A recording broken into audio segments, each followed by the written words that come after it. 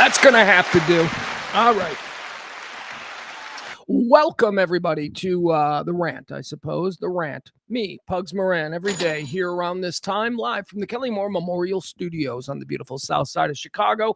We do a brand of talk radio that is not being embraced, but that's okay because we're going to do it anyway. It is working class, non-political, current events talk. Hot talk is what it used to be called back in the 90s, but, that doesn't exist anymore because, I don't know, sometimes we say dick and fart in this kind of talk radio, and well, can't do talk radio in America anymore unless you go to work every day in a suit. That's what you get. That's what you're listening to. A bunch of dudes on AM radio telling you how to vote while wearing a suit in a studio. It's weird. We've been doing it now for a bunch of years, and we've had good shows and we've had bad shows. And let me just address yesterday. Yesterday was a bad show. Yesterday was a show that should not have been done. Not because the content wasn't there. I mean, we had incredible amounts of content, half of which I just skipped over because I was like, I put this together at 3:00 in the morning and it sounded good then. Anyway, I want to address yesterday's show right at the start here. I've been pretty clear throughout the years about what a mess I am. And if that hasn't been, driven home by these shows,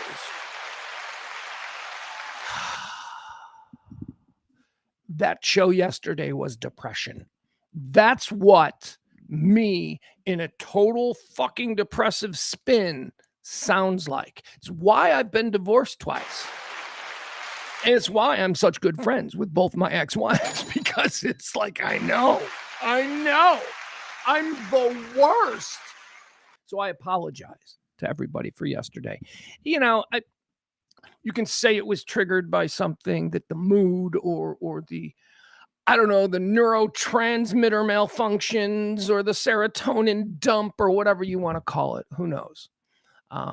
But look, it was triggered by the Amazon thing that I told you yesterday that I desperately a couple of weeks ago applied for a job at Amazon in their warehouse. Just grunt work, just get me some income, right?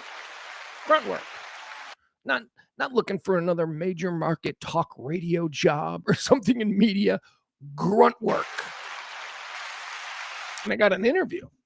And I went to the interview. It was like 2 days after I put I applied online, and then I got an interview, and I go in, I wore a suit. I had a resume. I sat and talked to some lady, some lady 20 years younger than me and 100 pounds heavier than me. Yeah, I'm fine saying that now. Big old obese lady doing the hiring, and I charmed the shit out of her.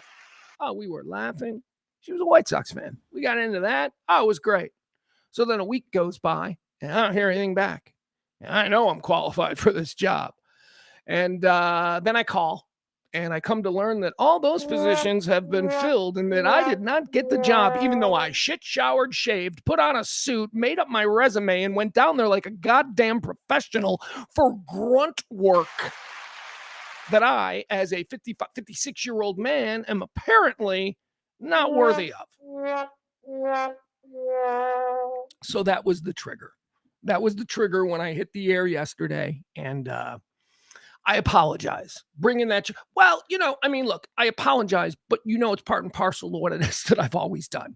So, you get the good and the bad. You get my unbridled, unfiltered emotion at any given moment. And yesterday, I just want to say, yesterday was one of those shows that I shouldn't have done. Yesterday was a show where if it wasn't, honestly, it's because it was Pledge Week. I felt I had to do a show. But I shouldn't have. I should have known better. I should have said, look, this is not admirable. This mindset with an open mic, this is not admirable for you. You are not in the proper headspace. So those are usually the shows where, I don't know, maybe I tell you that I came down with a sinus infection. Or I just take a day. All right. So thank you. So I am sorry. Much of what I said yesterday, everything that I said yesterday was true. it was just inappropriately stated and didn't need to be put out there to you guys. And I apologize.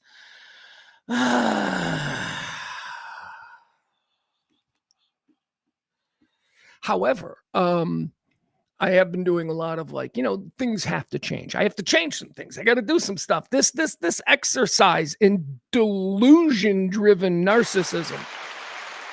Me and you guys, we got to stop this. We are like enabling each other. You guys have work to do, don't you? Well, in the case of April's like me. So, anyway, here's the problem. Let me just share the problem from the outset here that I see with this show. It's too general. There isn't the way that you get traction with these kinds of shows is that you have to be specific on a very specific issue, and you have to hammer that very specific issue or lane or subject, whatever, endlessly and consistently.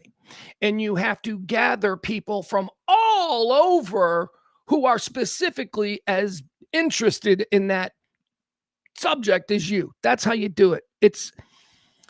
I remember here's what clicked for me. 15 years ago, I'm at some conference on digital media, and somebody said that when you look at doing digital media as opposed to what we've all been taught about broadcast media, right? Broadcast media. The difference is that in broadcast media, your radio stations or TV stations are attempting to cast a signal and get all the colors of the rainbow. Okay? So that's broadcasting.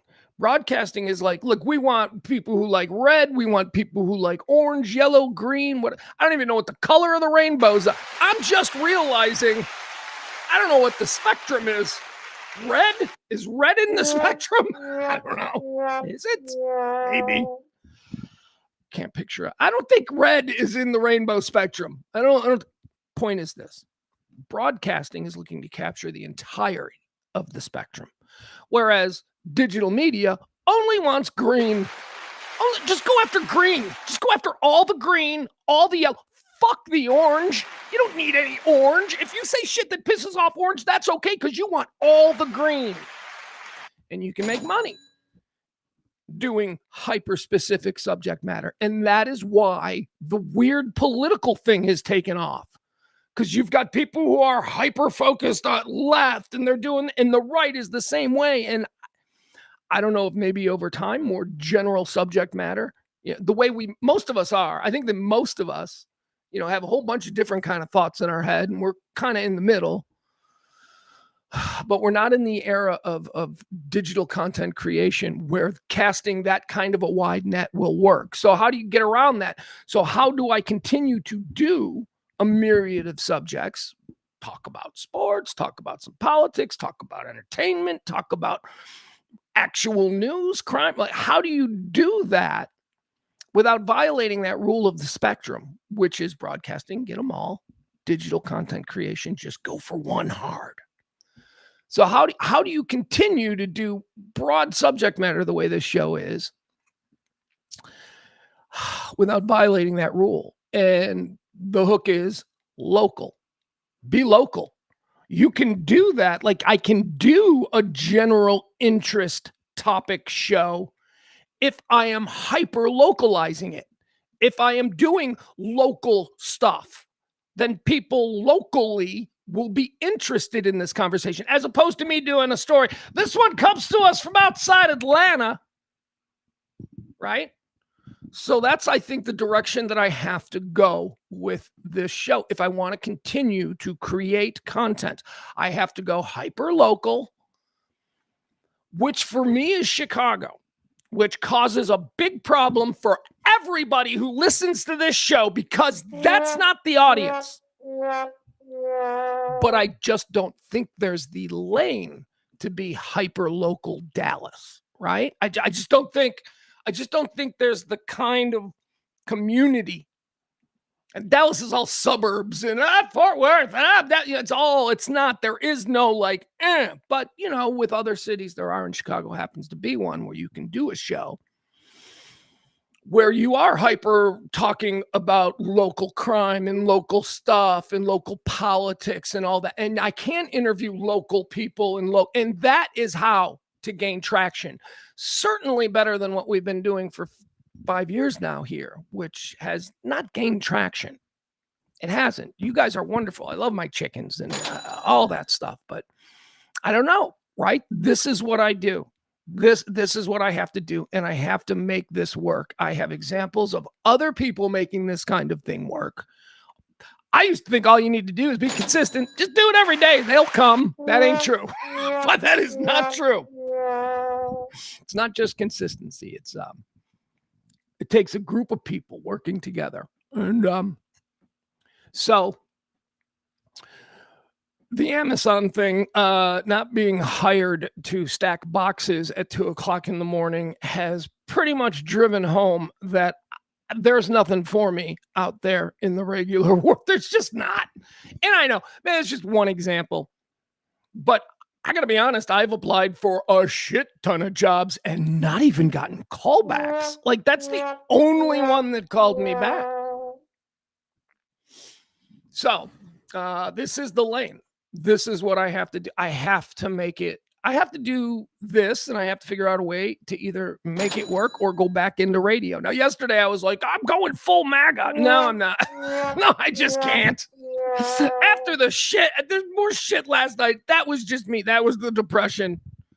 Could you imagine if I had to just completely fake this every day? Do you know how miserable I'd be? Oh my God, I'd be taking every other day off because of a sudden sinus infection. That's how I've been able to mask I do have bad sinuses, but I've been able to mask my depressive mood swings by going, I've got a sinus infection, I'm going to bed, and then locking myself in a room for 10 hours. Anyway, I love you guys. That's what I want to get across. And I am sorry about yesterday. And I'm comfortable doing this because, well, according to my side, there's only 9 of us. There's only 9 of us currently listening. So that kind of makes it easy for me to talk like this to you guys. So thank you. You guys are all very special to me. And, we just got to do. Do you know what I think? You know what I think is a lane, though? I keep going back to crime news. We don't do crime news. What the news that we get is all political. If you watch cable news, it's not news. It's cable politics. It's all politics. You would think that the only thing happening in the world is politics. Meanwhile, you look at the podcast charts and, true crime shit just blows up.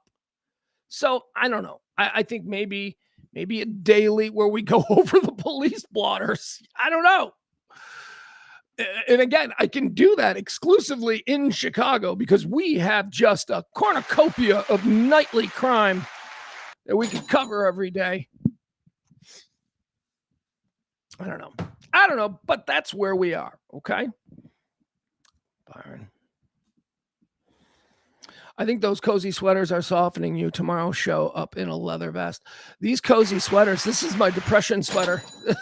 This is yeah, it is a cozy sweater. No, the depression sweater. Look at this. I got this on the outside. That's not good. The depression, if you have OCD, that was probably driving you nuts. It's cold. It's cold, man. It's like June 19th or whatever. And I know that because I haven't paid any bills yet. And it's currently 75 degrees. It's a little chill. It's a little chilly in the house, which is good.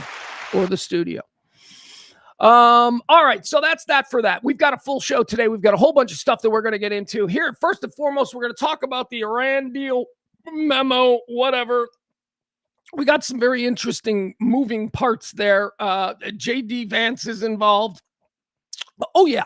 I think every time this Iran deal or memo is going to be mentioned from here on out, you will hear JD Vance's name attached to it. Wait, does that sound like a scapegoat? Is that, I can't tell. Is that a scapegoat or is that a scapegoat? I don't know. One of them, we'll talk about that. Italy. Okay. All right, we're going to break down some video, and we're going to talk about the latest kerfuffle that our national embarrassment has inflicted upon us. That's right. Now, apparently, we're in a fight with Italy because we got, oh, God. All right, so we'll talk about the Italy fight. We're in a fight now with Italy. Also, we're going to talk about some elections were held yesterday. We're gonna figure out what exactly these democratic socialists are. Because gotta be honest, I'm open for business, baby. I am open for business. I've been saying, let me hear what you got. I am tired of the two-party system. I think it's absolute garbage. The libertarians are fools. The Green Party's just there to raise money. That's what they're for. Support the Green Party. Send us your check. I guess you don't send checks anymore. Support the Green Party. We promise that we're going to at least try to win an election. No, they won't even try. Anyway, all these bullshit parties that have sort of populated around, none of them have gotten traction in quite the same way that the rise of the democratic socialists have. So we're going to talk about that. We're going to figure out what they believe in, what the tenets of democratic socialism is. Not to be confused with socialist Democrats. Those are two completely different parties, but, you know, Twitter's going to fucking confuse them, because why not? Socialist. Boy, that's a demonized word, huh? It's been used in many different ways. Both ask the same person, they'll tell you that Hitler and Stalin were both socialists. Because people don't know what it means, but we'll talk about the rise of the democratic socialist and what they believe. Got the tenets of the party here. Let's see if they move me, or maybe you. Although, you know, you're probably not going to get past the word socialist. You know, that's the problem. Branding. I say it all the time. Branding is the most effective thing. That is the weapon of information. Branding right there. We have been, well, I guess we've always been. We're a commercial nation. We were raised on, you know, the 5-minute commercial break during Monday Night Football.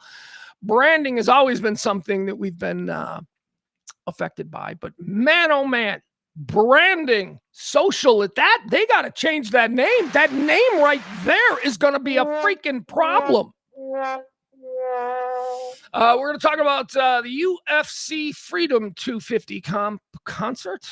Why do I want to naturally say concert after that?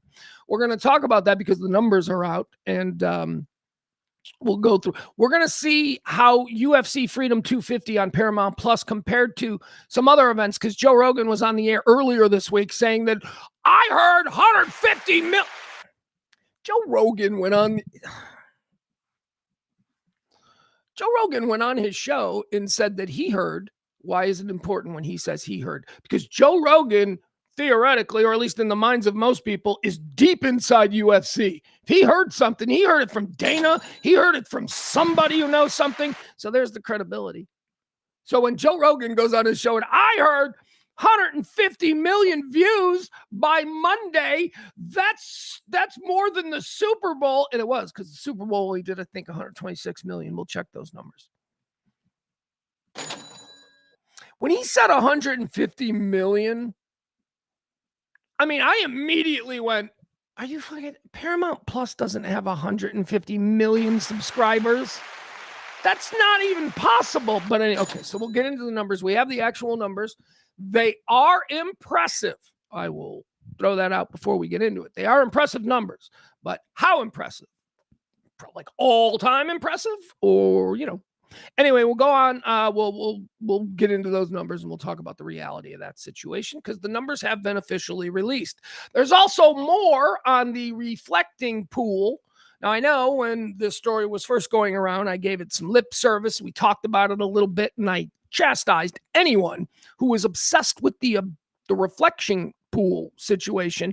I chastised them as being petty, that this is just one of those petty things that we're all supposed to get worked up about. And while we're getting worked up about the color of the reflecting pool at the Lincoln Memorial, you know, shit's going on that we're not paying attention to, because that stuff's complicated. And the news won't tell us about that stuff because they're like, people won't get it. Reflecting pool and what color it is, people will get that. They can see it. Why that's not the correct color. right? So we're going to bring the reflecting pool story back because it's not petty anymore. It has literally gone from completely petty to an example of the shit we're supposed to be paying attention to, and we're going to dive into that. I don't give a shit about the color of the reflecting pool, okay? I give a shit about the guy who received a $14 million no-bid contract to do a half-ass job. And that's what we're going to talk about. More corruption. Drain the swamp. I said the man promised to drain the swamp, and what did he do? He bottled it and sold it to a bunch of hillbillies. Gluck, gluck, gluck, gluck. He just said that, and you went, yeah, drain the swamp. And then he was like, I'm going to totally take advantage of these people because they think I'm draining the swamp, and they've checked out. After I said, we need to drain the swamp, they all went, yeah, that's what he thinks, and they'll never question me on that again. I'll be able to run roughshod over this entire... That's what's happening. I keep pointing it out. That's the shit we need to pay attention to, the shit that is ultimately going to end this man in prison, which I absolutely believe. I've been saying this forever. President Trump will die in prison or in exile. Exile, an American president in exile. Let's see how the history books treat that. Ugh. We're going to talk, we got a story here that I want to get into about IVF treatments. IVF treatments and a mix-up that occurred and the decision that the two parents concerned, or the four parents, I should say, concerned in this story had to make and what they made. It's a fascinating story, and it really, if you have children, I mean, I want to hear from you. So we're going to mix it up with the chat room on this one because I don't... Woo, we'll get into it. That's right. IVF mix-up. And what happens? What happens when a mom carries someone else's baby and those parents are like, that's our baby? What happens?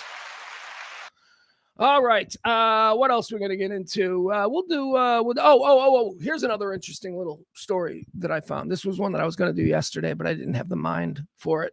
I wasn't in the mood yesterday. We're going to talk about dark humor. What loving dark humor says about you. There's a new study out, and it's pretty interesting. Do you love dark humor? I love dark humor. I've always loved dark humor. I think that's the place where you can explore these things. Of course, that's changed over the last couple of years in comedy. A lot of people are like, you can't say that. And so now we've got some of the... Never mind. It's a bad era for comedy. That's all I'm saying. At least the ones who are being platformed into the spotlight. Do we really live in a world that thinks Tig Notaro is funny? Or is that just being forced on us? Okay. Pugs just doesn't like female comics. Really? Because Nikki Glazer's fucking hysterical. Sarah Silverman is one of my favorite comedy minds of all time, so don't give me that shit. All right. See, I'm still a little crusty. All right, then we'll do 3 videos. I'll show you. We'll break down some fun video that I found circulating online, and then we'll do some baseball. But again, I'm gonna get in. I'm gonna get out today. We're gonna run through this stuff. Got a weekend of you know what I was gonna say? I got a weekend of stuff to do, but that ain't really. I got a weekend. Let's just say I got a weekend coming. So we want to get that started. But first and foremost, I do want to address the chat room. Every day we like to reward our podium. That's the first, second, and third person into the show. The podium today goes to, oh my God, what am I supposed to call him? Byron. I forgot. Byron. I can't call him the Dark Lord anymore. He ain't the Dark Lord. Byron, what did you want to be called? I completely forgot. Ugh. Byron is first in, Peter is second in, and Jen. Thank you, Jen. Jen is third in. That's our podium for today. Those are the first 3 people in the chat room. Come one, come all, and mix it up with one of the most, well, I was going to say friendly chat room. Hey, this is friendly. We are a friendly chat room. I think I should say that now. We're a friendly and decent chat room. Because there's only like 15 of you. But, other than that, I would love to have a chat room that has like hundreds of troublemakers. That would be good for the show, but we're not there yet. Again, I forgot. What was I supposed to call Byron? So anyway, thank you guys. Appreciate it. April talking about the dark humor. Same. I love dark humor. My coping with my complex PTSD. Dark humor. It's humor. Humor. Like the people who say not everything is funny. I disagree. In the context of somebody trying to be humorous, anything can be funny because you're not supposed to take it seriously. The humorist is attempting to trigger you, whether into laughing or into feeling something. At least that's the job of the artist. I think that sometimes those two things cross over. And you being made to feel uncomfortable or being compelled to say shit like that was offensive, I don't like that. Well, it's in the context of humor and you're not playing the game correctly. That's just my feeling on it. Now, if the comedian runs for president and starts taking his most obnoxious jokes and making policy out of that, yeah, then we've got a problem. But stop it. Stop beating up on comics. Now, not all dark humorists are funny. Some of them just seem to be troubled and demented. But when they're funny, man, Paco, Sean Rouse, both of them are dead. Two of my favorite dark minds that decided to climb up on a comedy stage and do some humor. Love both of those guys. Probably best. They wouldn't have thriven in this era. Thrived. They wouldn't have thrived in this era, the last 10 years of comedy. So maybe they got out in time. All right. Hey, Big Luke's here. Hi, Big Luke. Oh, Byron forgot too. He's right, though. It was War something. Does anybody in the chat room remember the new name? Because it was good. As a matter of fact, a little too good for Byron. All right. Well, I guess we can't fix it. He's back to being the Dark Lord. Big Luke. Big Luke is here. Wanted to say hi to Big Luke, but apparently Restream's not letting me. There we go. Big Luke is here. Welcome in, Big. Tig Not Funny. Yeah, it is, but she checks a lot of boxes for people to want her to be funny. Cancer survivor, woman, I guess lesbian, right? So all of those things, people are like, she's a cancer surviving lesbian. Let's laugh at her. I just think that's a lot of what's going on with Tig Notaro. I don't think she's that funny. I think she's fine. She's fine. She's a better actress. I've seen her act in things, and she played a really cool, like badass. What was she in? She played like a private security person, like an executive private security person in something. I don't know, maybe The Boys or something. I don't know. But anyway, she was really dark and really good. Another example of funny people being able to do drama, but drama people not being able to do comedy. Big Luke knows. That's it. We've got it. There we are. Look at that. War Devil. Big Luke. Thank you, sir. Although I think Byron's the Dark Lord, and now Big Luke is, in fact, War Devil. Sorry, Byron. You forgot it. Big Luke didn't. Big Luke deserves the moniker. War Devil.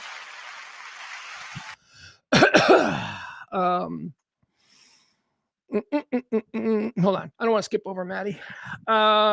Since we're skipping over her full segment today because I just want to go. Maddie says, yeah, the name calling is too much and I cannot take the Frank comments and how patronizingly he addresses me all the time, making assumptions about me. I hit my limit when he inferred that I was a pedophile who fiddles with kids.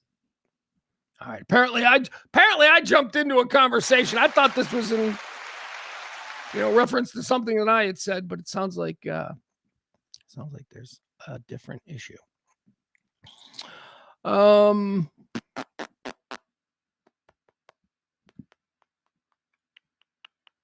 But also gross and unnecessary. Like call people anything but pedo is too much. I'm not aware of anything happening here. How did this whole thing start? Hold on. April. Okay, so I think it started. Okay, so this is what it is. This is the people who are watching over on Twitch, and we welcome our Twitch friends over there. It only took us 5 years to get on Twitch because I didn't know how to do it. April says it's friendlier watching over on Twitch without all the name calling.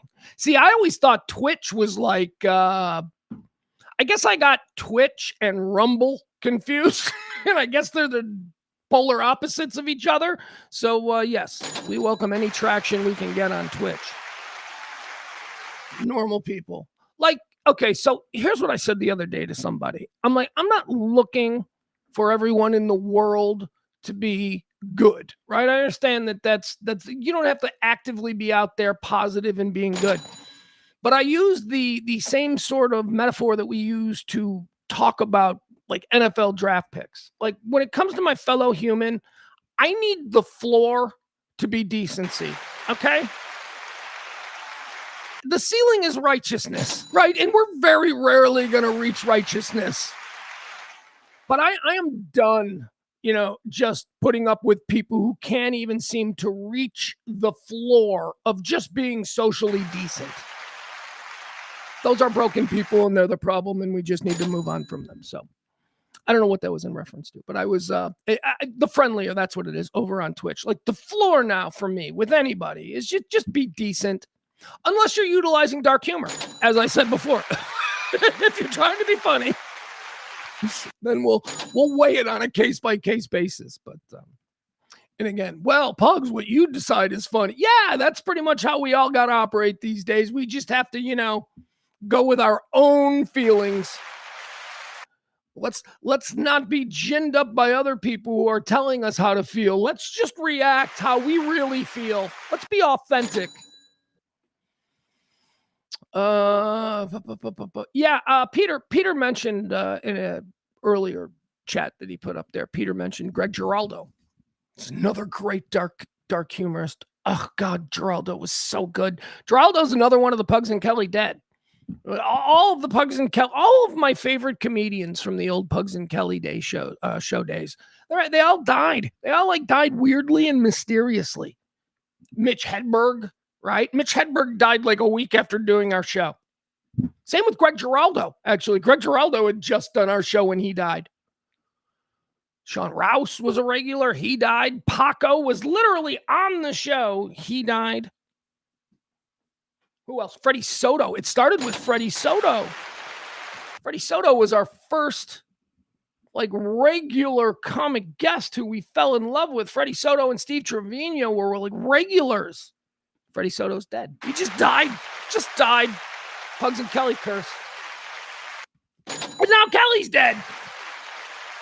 I win. I guess I win. I won. All right. Peter says he doesn't know what a Twitch is, but is it like Tourette's? I'm with you, Peter. I know what Twitch is now because I have to know what Twitch is now. So, all right, let's get into the actual show.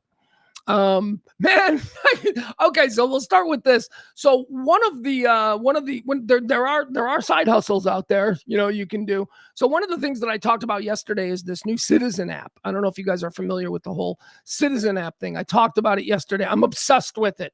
I'll show you the Twitter account for these Citizen apps, since there doesn't seem to be one that I can access easily.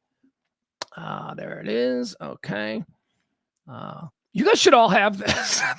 Maybe you do. Maybe I'm late to the party. I don't know. But the Citizen app is one of the most fascinating things. I mean, look, the first thing is that you can hit sexual offenders in your neighborhood, and then you can see you can see all the dudes who've been to prison for sex crimes in your neighborhood. Maybe you don't want to know. I got to tell you, this neighborhood's got a lot of them. Well, not a lot of them. I'll say this. There is nobody on our street, and there is nobody on the street to the west of us or the street to the east of us. You go a couple of streets over, we got some child molesters and kitty porn dudes and, rapists. I don't know why I felt the applause were important there. Anyway, that's the Citizen app. It's a lot of fun. It gives me I've always been the alert guy, right? I got the scanners on my phone, and I got the whenever something big breaking nationally happens, I get it first, right? Scanner. I love listening to scanners. Can't listen to scanners in Chicago anymore because they went encrypted. They decided that, they don't want us, the peasants, listening to their live calls. And I don't know, maybe that's for the best. Maybe, I don't know, maybe criminals could also do what I was doing. I was doing it for entertainment, listening to police calls late at night. Or maybe criminals were using it to gain some sort of an advantage. I don't know. But anyway, the Chicago Police Department has gone encrypted now for a year. So it's difficult for me to actually follow local stuff when I'm here. But the Citizen app, which I discovered, has changed that. The Citizen app, it tells me everything that's happening in my neighborhood. And now, not only do I get alerts if a plane crashes in Oregon, but now I'm getting alerts when, the police are serving a warrant block over, right? I mean, it's seriously, and it's stuff as minute as that. It's everything. It's last night, I'll tell you what, so 2 nights ago, my kid and I are sitting here watching the White Sox game, and we get an alert on the phone, and I pull it up and I look, and 2 blocks away at the Planet Fitness, there is somebody causing a disturbance, and the police had to be are on the way. Somebody, apparently it said former member causing a fight. I mean, look, those health club things, they can drive anybody nuts. But I could have gotten in my car, or I could have walked. It was only 2 blocks. I could have gone to the scene, pulled out the Citizen app, hit record, and just started recording the nonsense. The police showing up, all of that. And I would have been paid for that. They would have given me money for that. Where I sit on the south side of Chicago, this damn thing goes off all the time. There is always something, some kind of police activity, some kind of a fire, some kind of this or that. And because we, the citizens, can get there before, NBC News 5, who's got to load up the van, and they got to make sure they get a reporter down in town. We citizens can cover it first. We can get there first. We can get there oftentimes before all of the first responders. Depending if we're closer, right? We hear it go over. So I wanted to go to the Planet Fitness, and I'm like, I'm going to record this. I'm going to start making money. I didn't.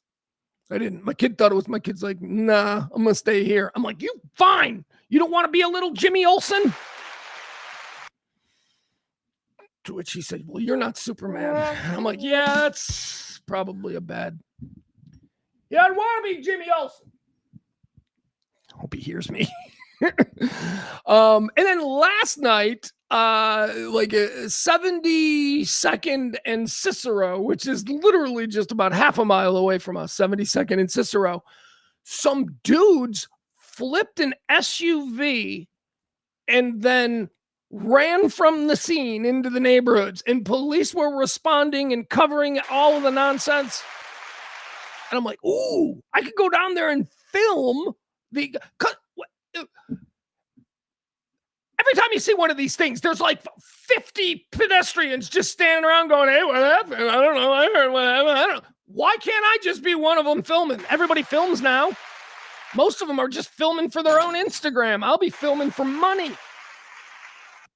Anyway, very interested in this whole citizens thing. Here, I want to show you how it works in case you don't have it. This is from the, I'm showing you right here. Here's the deal. So they've got paid. This is the other reason why I want to do it. They've got paid journalists in New York and Los Angeles. The Citizens app is, it's a trial program. They're trying to see, how they can build this out. So they've got people who are paid, like a real job, to just be a part of the Citizen company. But that's only in New York and Los Angeles. Chicago, however, is probably going to be the next if they expand. So I can get a job there if I'm already doing it. I really want to do this. We used to have a guy here in Chicago. I don't know if there are any people in the chat room listening in Chicago, but we used to have a guy named Larry Schreiner.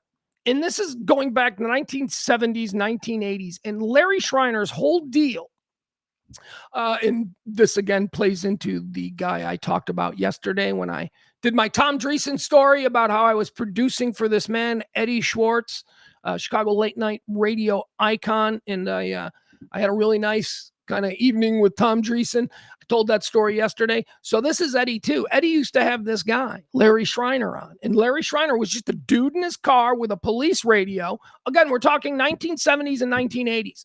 And Larry Schreiner would respond to different things happening in the middle of the night. And if there was something good, Larry would call in and he'd be live on the radio, and he'd be Larry Schreiner reporting live from a 4-car accident. I mean, it was exciting.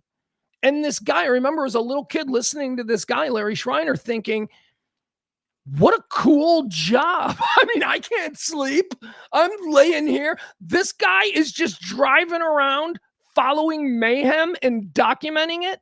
Now, again, this was in the 1970s, 1980s, and 1990s. Citizen app, the thing we're looking at now, is exactly that. It's exactly the same thing. All right, so here we'll look at some examples of it. All right, this, I don't know what this first one is here we're looking at. This is Citizen is the place to film what's happening around you live to keep your community informed and protected. All right.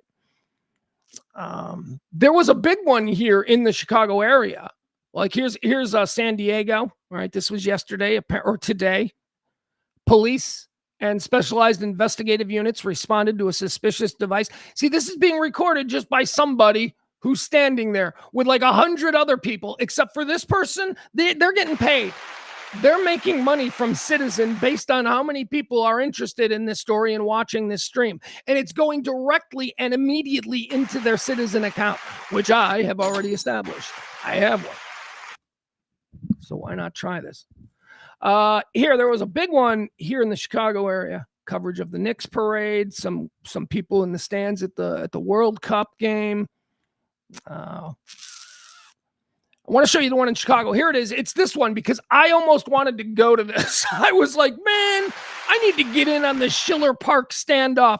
So this was in Schiller Park outside Chicago. And apparently some dude barricaded himself. A warrant was being served. And he barricaded himself inside his apartment with some kids and a wife and all that stuff.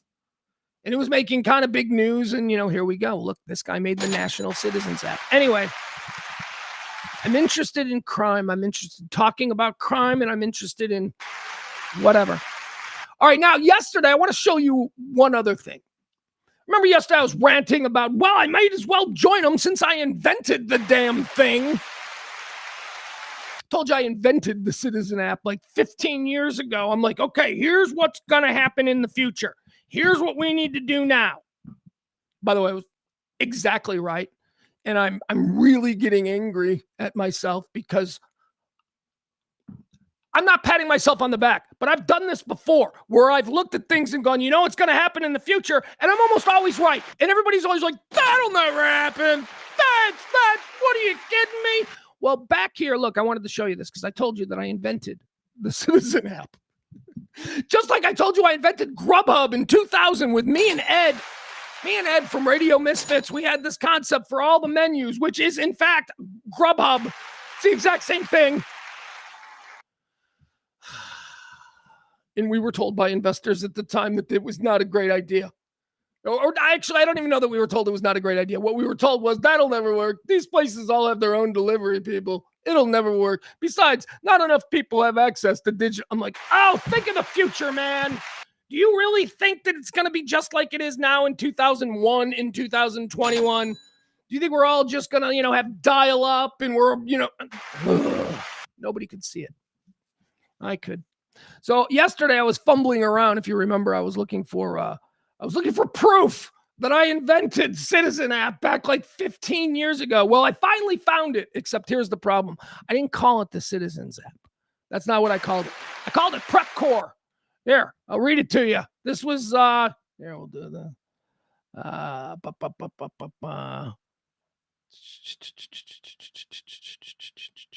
right, so here's basically the pitch, all right? This was like 15 years ago. This is exactly what Citizen is now. Until very recently, creating broadcast quality news and entertainment content required tens of thousands of dollars and vast amounts of technical expertise, not to mention the exorbitant cost of old media infrastructure needed for content distribution, such as broadcast towers, high-tech cameras, or expensive studios. Today, the very same level of professionalism and quality news gathering displayed on our local 10 p.m. newscasts each night can be replicated by teens with little more than their phones. Prep Corps intends to capitalize on this and in the process hopes to encourage teens by providing a platform for them to tell their story and be inspired to pursue further education through the Prep Corps Scholars Program. That's right. Mine wasn't, because this is where I am with my head. Mine wasn't just about making fucking money, although I wanted to. Mine had a whole undercurrent of this is bringing back student journalism. This was about teaching high school kids who are interested in journalism. This is about reinforcing ethics and teaching them the right way to do it before they just start doing it on their own with no rules. So it was something that I thought could be grown through local high schools, a program. Prep Corps is what we called it. But essentially, it was kids with cell phones recording car accidents in their neighborhoods. That's what it was. It was creating local news content, hyper local, gathered by people who are actually there in the moment, as opposed to these media people in their vans with their fancy suits showing up 40 minutes later. Anyway, that's why I'm all into the citizen thing, because I see it. I get it. I understand what the concept is, because as I claim, I invented it 15 years ago. All right. Let me see here. Well, we got some guy named Lemmy. Lemmy rocks. So this is where all the females are hanging out now. I get it. LOL. Well, hi, Lemmy. I don't know if it's where all the females are, but you found a couple of them.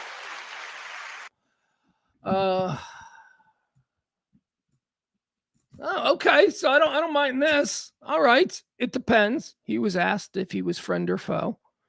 Anti-libfem said that we have an infiltrator. Is it friend or foe? And he responded, it depends. I live adamant, so friend or foe is a good song for me. I dig that answer because I also like adamant.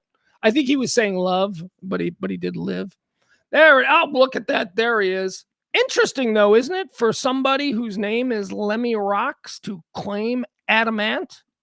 He's either a complete fraud or one of them dudes with like a really cool, wide-ranging taste in music, like Peter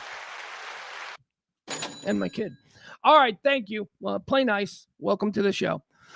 All right, so where are we? Let's just start the show, right? So I talked about the Citizen app. I talked about how I feel that idea was stolen from me. Although I never pitched it to anybody, so I have no recourse. I can't prove it other than the fact that I have a Google Drive from like 15 years ago. Prep Corps was a good name, though, right? Prep Corps. Anyway, all right. I showed you my Google Drive yesterday.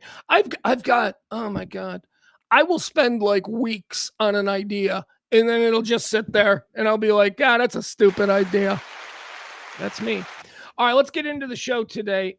Is there anything else that we need to do? Yes, I'm sorry. Before we move forward, we do want to thank, no matter how upsetting it is, we do need to thank these freaking heroes. And we've got a new one. Thank you to Jen H, who tipped yesterday. She tipped the show. The show runs on your gratuities.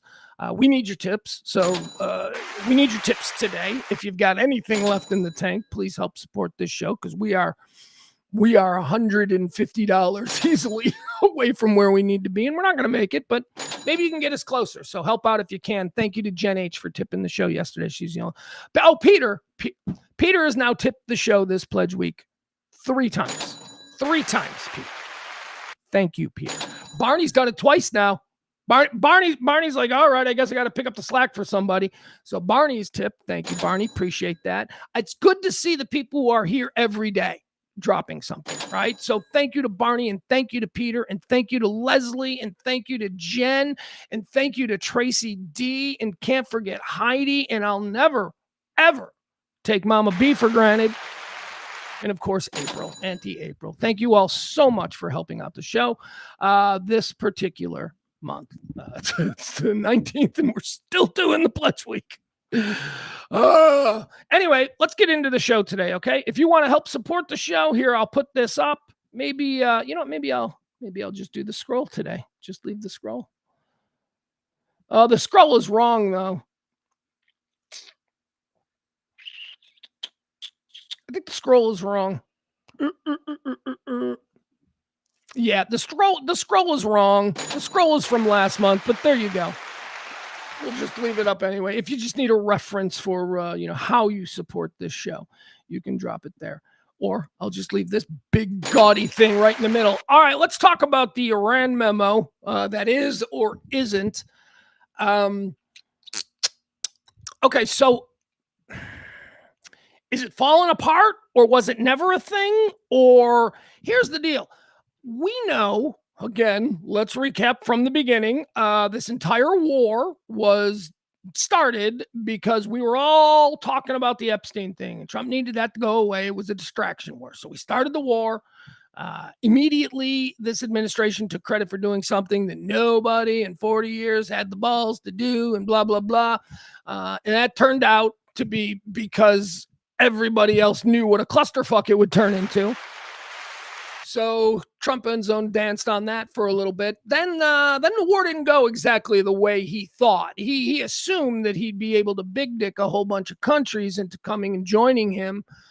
Everybody said no. Everybody was like, no, dude, we don't support this war. We wouldn't have supported it in 40 years of other presidents, and we sure as shit ain't supporting it now because we know what this is going to do. But he did it anyway because he wanted to be able to have a war to talk about every day instead of the Epstein stuff. But that got a little bit tiring because, as I said, the war didn't go as planned. The one good thing, and this is something that needs to be said every time we discuss all of his fuck ups in this war, it needs to be said. We do not have the kind of body count that would cause people to take to the streets, right? We don't have a Vietnam situation. We don't even have the opening months of Afghanistan situation. He has, for all of his whatever else he's done, he hasn't risked the lives of American servicemen unnecessarily. And that, no matter what you think of him, we have to be appreciative of. That's a good thing. Even a blind squirrel gets a nut every now and again. And thankfully, we do not have endless body bags showing up at the Air Force Base in Washington. However, everything else has been a complete disaster. Everything that was said would happen has happened, at least insofar as how it affects us, the American people. Our economy is in the shitter. Everything is expensive. There are no jobs. Gas is through the roof. Although some people running around end zone dancing there on the social medias talking about gas prices are coming down. Well, good. Get back to me when they're $2.74 a gallon here in the Chicago suburbs. Get back to me then, because that's what it was on February 27th. And I know you're always promising checks, but here's something he should do. He should get up and go, every American will receive a cash rebate for the difference in gas they had to pay. But he won't do that. He won't even say it, let alone actually send the checks, because he doesn't do that. But he promises checks. Every service member is going to get.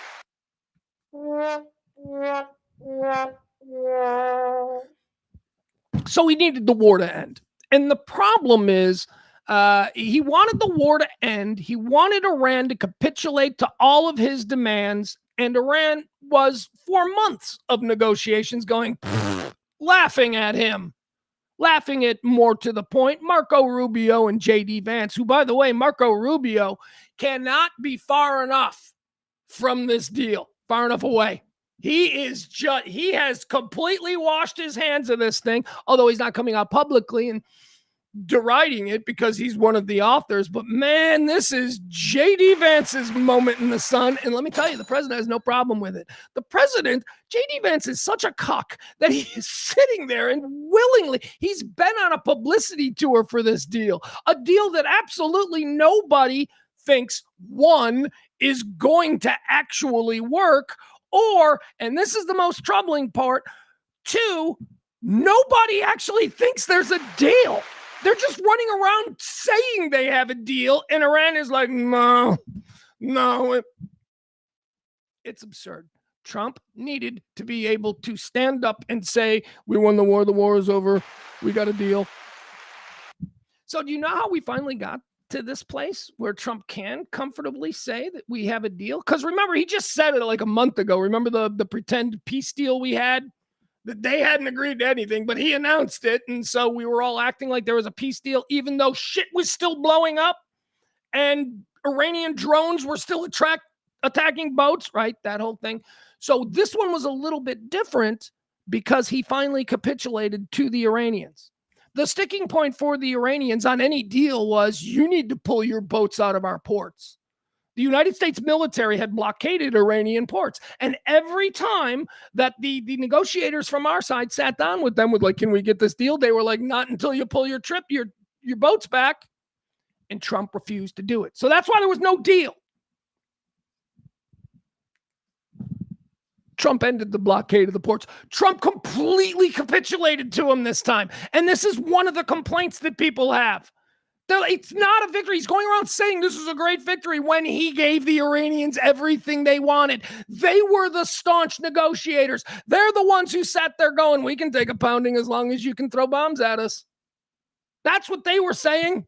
And Trump's like, please, just. And they're like, not until you pull the boats back, not until you end the blockade. And then Trump's got to go around going, we will not end the blockade because we own them, right? Saying all that shit, which probably only made them madder. So then finally, J.D. Vance goes over there and goes, okay, we'll end the blockade. Complete and total capitulation and victory for the Iranian regime. Which is why everybody's going, they are like so much more powerful now in the region than they were before. They bowed up to the United States and won. They were willing to take the pounding, and they did. And didn't give 1 inch until Trump finally went, okay. But he's got to be able to pretend. He's got to be able to sell it to the people, especially those in MAGA, those MAGA diehards, who this was a bridge too far. The No Foreign Wars campaign promise certainly was big, but I don't think some of his most diehard supporters ever thought that he would just completely throw it away in order to get people to stop talking about Epstein. So there is rifts in MAGA over this. I mean, just look at the Republican response to this deal. Is there anybody not directly associated with the deal or somebody who immediately answers to Trump, meaning not a cabinet secretary or whatever, who has said anything good about this deal? The Democrats are just sitting on the sidelines going, no, you guys know what to do. Go ahead, you take it. It's not a deal. It's just him looking for anything that he can get to say, we won. And he's still talking shit. This is his problem. He talks shit so that, it sounds like he's a big tough guy to the Americans, but those people hear it too. Do you remember his endless threats of we're going to bomb them into oblivion? We're going to blah, blah. That did nothing. All of those threats did nothing to bring the Iranians to the table. And what did Trump do? Caved every time. 24 hours, we're going to bomb them into oblivion. And they're like, because they knew he wouldn't. And he didn't. The master negotiator. All right, so let's see. The status of the deal. Let's go over what exactly the memo, the MOU, a word that we've never used before because, here's something interesting that I learned. MOU, memo of understanding, is very common in these kinds of negotiations. Very common. They happen every time. It is before you get to this stage where you finalize any kind of lasting peace or some kind of ceasefire, there is a memo of understanding shared between the two parties. Never in the history of a memo of understanding has it been released to the public like it's a ceasefire or a peace deal. It's not. This is just something that Trump could get. He could get a memo of understanding, couldn't get a peace deal, couldn't get a ceasefire, but he could get this. And he desperately knows, or he desperately needs something, and he knows that we, the peasants, don't know what a memo of understanding is. If he presents it like a peace deal, we're going to be like, that's a peace deal. Because he knows we don't know. He didn't know until somebody, Stephen Miller or the like, came to him and said, sir, this memo of understanding, you could just go public with it. And you can make people think that this is a peace deal. So an MOU isn't new. It's the first time we're hearing about it because it's not anything that people would make public because it really, truly is just here's an understanding that we have agreed on this stuff so far and we will continue talking in the hopes of reaching a peace accord.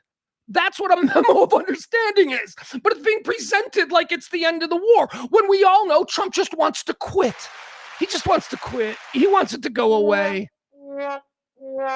All right, so within the bounds of the current memo of understanding, there is an active ceasefire. Okay, the MOU implements an immediate, because they are still negotiating on a lasting peace. The MOU implements an immediate 60-day ceasefire across all fronts, effectively pausing the active war that began in February. The MOU also lifts the blockade of Iranian ports. U.S. Central Command officially ended U.S. Central Command officially ended its naval blockades of Iranian ports. The critical Strait of Hormuz has at least partially reopened, and global commercial shipping traffic has begun to resume its pre-war pace. Excuse me. I'm sorry, I've got some. The reopening of the trade route, the strait, has successfully caused oil prices to begin to fall and the stock market to rise.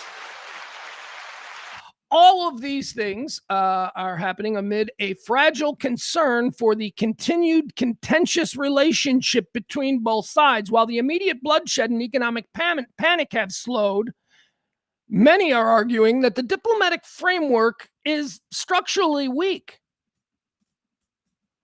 One of the problems being offered is the massive U.S. concessions.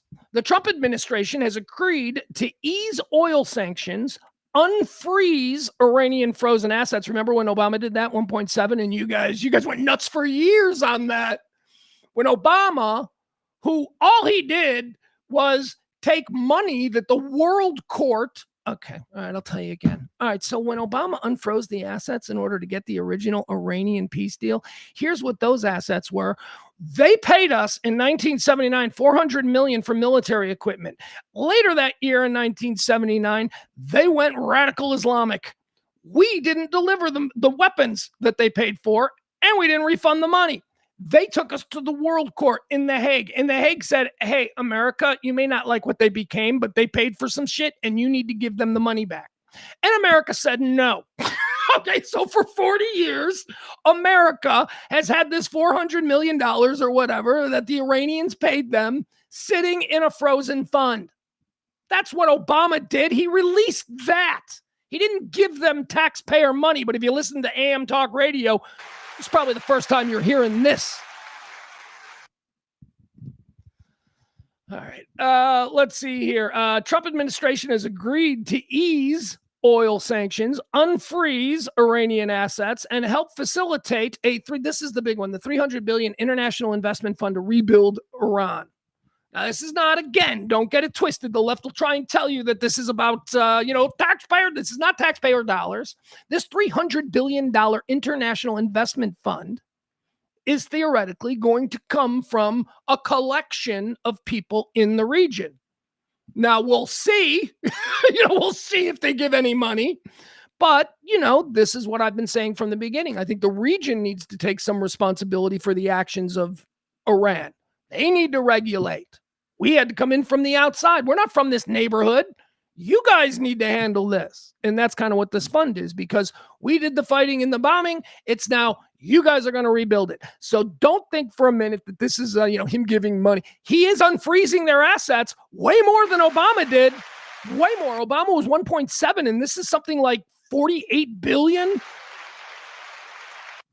in frozen Iranian assets, and he's lifting oil. He is lifting the oil sanctions. So for the first time in about 30 years, the Iranians are going to be able to make money on the oil market legally, and they're going to be able to sell anywhere as opposed to just the people that they were selling to before, which was a very limited amount. He's lifted those sanctions. He's unfrozen like 48 billion, and he's going to get all the people in the neighborhood who fucking hate the Iranians to rebuild everything. Oh, and they now control the strait without the muzzle that was on them before. There was an international collection of countries, Dubai, the United Arab Emirates, Jordan. These countries, along with Iran, regulated the strait. Now, Iran's got the strait now. Iran's got the strait. It's good, too, because it's just loaded with their mines. Maybe they can find the mines. but they can now charge tolls, which I told you yesterday. The Iranian government says they are not going to be charging tolls. Subscriptions. They will be forcing companies to pay them X amount of dollars every year to use the strait free and clear, something they couldn't do before. The Iranian regime, and again, this isn't about the people in Iran. They're still fucked. The Iranian regime, the group of people who've caused all the problems all these years, after this little bar fight they got into with Trump, because Trump was desperate for us to stop talking about Epstein, so he picked the fight. The Iranian regime is now flush with cash, has a newfound power in the region. I mean,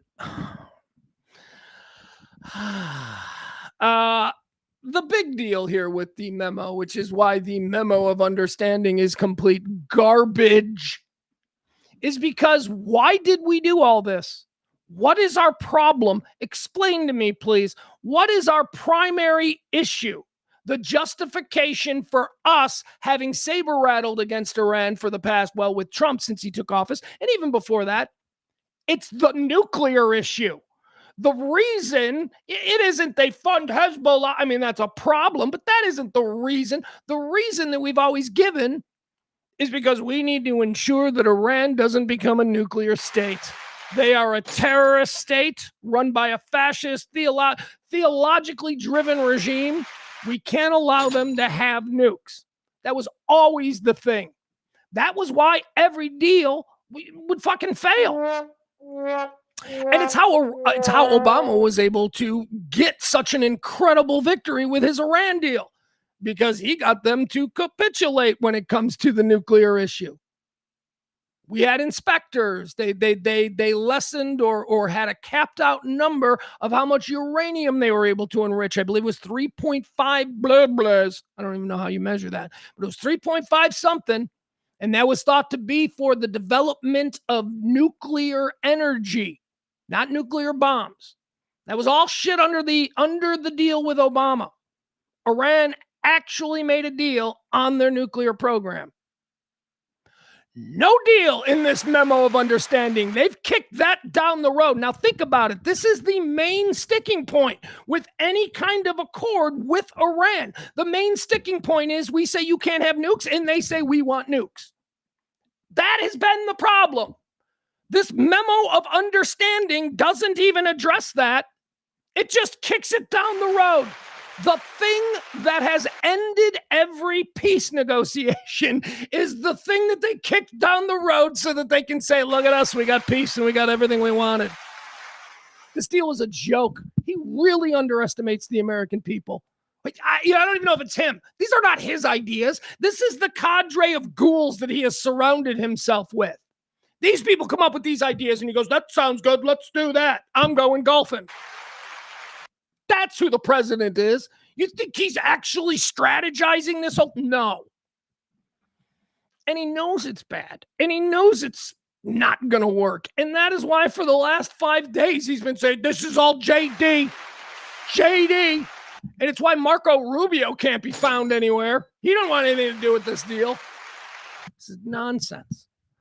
The other big problem here is Israel, who is not down at all. You see, this memo of understanding says that all hostilities in the region will be ended, especially those, or also, I should say maybe not especially, but including those hostilities currently happening between Israel and Lebanon. Yeah, Israel's like, yeah, no, we're not stopping. And Iran is going, hey, they're not stopping. And America is going, we won. That is legitimately what is happening. So, okay. So that's who we are. We just got to hold on, buckle up. Hopefully we make it through the other side of this, because it is absolute nonsense. You want to know what else is absolute nonsense? I'm sorry. I need to tag it with this. So JD Vance was supposed to be in Switzerland today to sign the deal, to sign the memo. This is the most important part. He was supposed to be in Switzerland today to, make it right, make it official, the memo of understanding, which has never been publicized to this extent, but whatever, they need a victory. So he was supposed to be in Switzerland to sign this memo of understanding with the Iranians, but the Iranians are like, we're not going because Israel. So we've had days of this guy doing a victory lap. Do you remember, Sunday, what a couple of days for President Trump. Sunday was his birthday. He oversaw the UFC fights, and what an amazing moment for America that was. And then on Monday, he ended a war. What a... Just, come on, man. So, yeah, so the Iranians aren't showing up. They aren't showing up because they don't believe that Israel is going to adhere to the promises that J.D. Vance made. They're like, Israel is not going to cease fire, and Israel is not going to stop blowing up our Hezbollah brothers. And you know how they know that? Because last night, Israel did nothing but launch missiles into Lebanon. This is silly. This is not it. The whole world is going, yeah, there's no ceasefire. And Trump's going, we won. We have completely destroyed their ability. We're building a Hard Rock in Tehran, Trump Hard Rock Casino in Tehran. That's because he needs you to believe something. And he's a salesman, and he's always going to tell you whatever closes the deal. Always be closing, even when it's so obnoxiously obvious that you're desperate and that you're flailing. All right, let's see. What else do we have here? The other thing that I wanted to... I'll give you the note here. Here's the note that I made. Vice President J.D. Vance's trip to Switzerland was postponed because Iran delayed sending its delegation due to ongoing military clashes between Israel and Hezbollah in southern Lebanon. This threatens the stability of the newly signed tentative peace memo, while official statements from the White House initially cited difficulty with logistics for the technical or for the talks. The White House said J.D. Vance ain't going to Israel or ain't going to Switzerland. We canceled his trip at the last minute because of logistical difficulties. Iran at the very same time went, we're not going because Israel is not down with the deal. So logistical difficulties is what they told us, because it would be way too embarrassing to, after 4 days of going, we got a peace memo, and having to explain to people what a peace memo is. It'd be really embarrassing if suddenly they were like, oh, well, I guess they're not even going to show up. But he did the big performative signing. Remember at the G7 where Trump went and signed a thing and went, we won. It's embarrassing. We could win, but we're not willing to do that. And maybe that's a good thing. All right, let's move on to our friends in Italy. Or are they friends? Or have we moved them into the category of Greenlanders, Canadians? Who else have we gotten mad at for really... The Netherlands, right? We're sideways with the Netherlands and Denmark because of the whole Greenland thing. Who else? I mean, then there's the obvious ones. But yeah, we're friends with Kim Jong-un, and we seem to like Putin. The weird guy, the weird guy down there in Brazil or Argentina, wherever it is, Argentina. That guy, we like that guy. That guy seems normal. But now we're in a fight with Italy. Why are we in a fight with Italy? Because of President Trump doing exactly the stuff that I just told you about that he's doing with the Iran memo. So there was a piece of viral video that went around yesterday. Italian Prime Minister Meloni, a blonde chick, a blonde woman. And by the way, kind of like Italian MAGA. I mean, she is very much, and had been until today, she had very much been sort of a person who shares the worldview or the ideology as far as, what the globe should be like with President Trump. She's very right. She's very far right Italian. And that's scary because they're good with the far right. They had the Mussolini, and so that's who she is, Meloni. So by all standard, she was always considered to be one of the European leaders that was kind of in league, and by the way, not so much with the German or the France or UK, like the leaders, Keir Starmer. Those leaders have always been seen as more horrified by Trump. Whereas Meloni was always someone who was like, well, Trump's got a friend at least. Not anymore. You know why? Because a viral video went around yesterday online from the G7 summit there in Evian, France. Did you know it was a real place? The water that comes out of the faucet there is delicious. Evian, France, there was a video that circulated of some downtime when the G7 leaders were meeting, and it showed Prime Minister Meloni confronting Trump. Like she was lecturing him. And you could read his face. You could tell she wasn't going, oh, I just love you so much, and you're the most handsome man, and I can't believe that you created peace in the middle. Like, that's what he would want you to believe she was saying. But it's quite clear that she is not afraid of him at all, and she is angry about something, and she is sternly telling the president of the United States what she thinks. That video went viral. It was a bad look for Trump. So when it went viral, he was still over there, and the local press. Actually, this was a comment that he made to a local Italian reporter.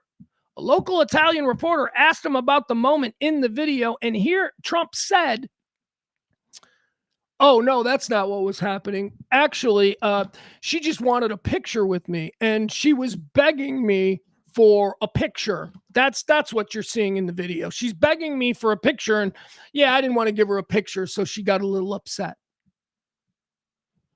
That's what Trump told, and so of course that goes out in Italy.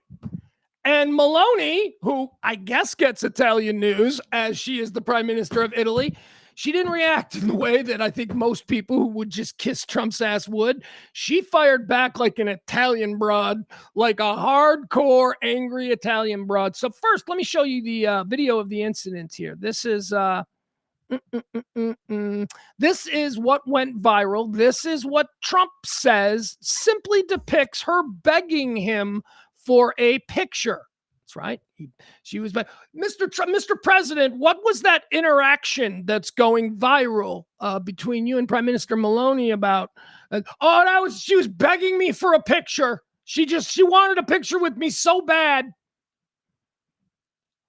Like that's his default. To I'm going to talk about how fucking great I am and how everybody You don't have a problem with that as just a characteristic, as a trait? No, you don't. You're bad people. All right, here we go. Let's watch. Remember, according to Trump, she is begging him for a picture.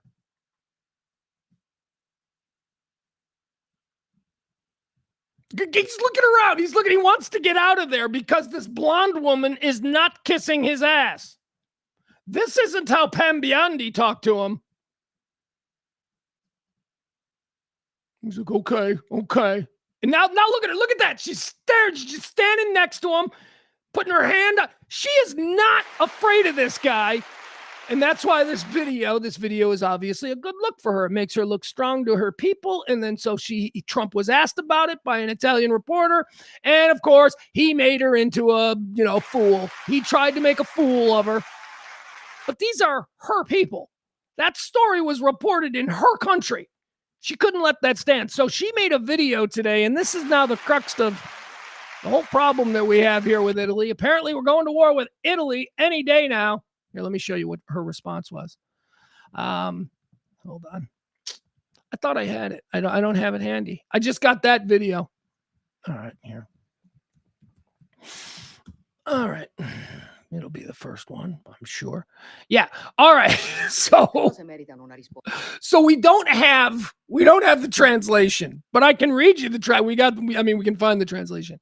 But anyway, here she is after Trump said to the Italian media that Meloni was begging him for a picture and not chastising him or lecturing him about something. So here she is, Prime Minister of Italy this morning. She fired this off.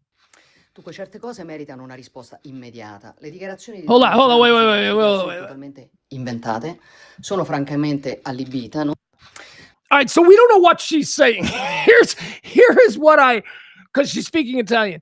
You can hear Trump, and there's something else that she says. She's talking about Trump. So let's just go with the vibe. All right, let's just see if she's being a supplicant. Let's see if she's standing up. Certe cose meritano una risposta immediata. Le dichiarazioni di Donald Trump sono dichiarazioni totalmente inventate. Sono francamente allibita. Non so perché il presidente degli Stati Uniti si comporti così con I propri alleati. Non è del resto la prima volta che accade. Posso solo dire che It's such a great language, isn't it? You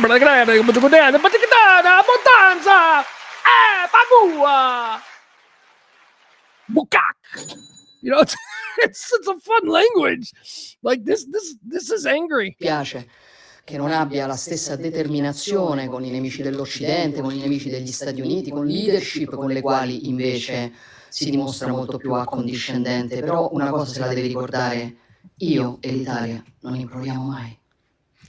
Hold on. Dunque certe cose One more meritano una time. risposta immediata. Le dichiarazioni di Donald Trump sono dichiarazioni totalmente inventate, sono francamente allibita, non so perché il presidente degli Stati Uniti si comporti così con i propri alleati, non è del resto la prima volta che accade, posso solo dire che dispiace.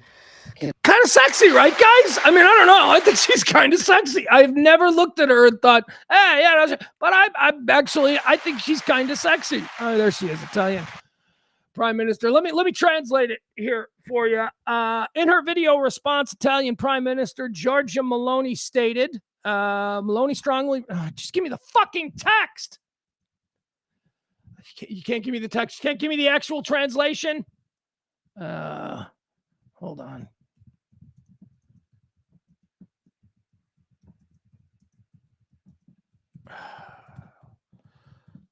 I just asked, I said, give me the translation for this. And I know it's circulating. I've read it earlier today. Italian Prime Minister Giorgia Meloni criticized Donald Trump's statement, calling them completely made up and expressing astonishment at his behavior towards allies, noting it was not the first time.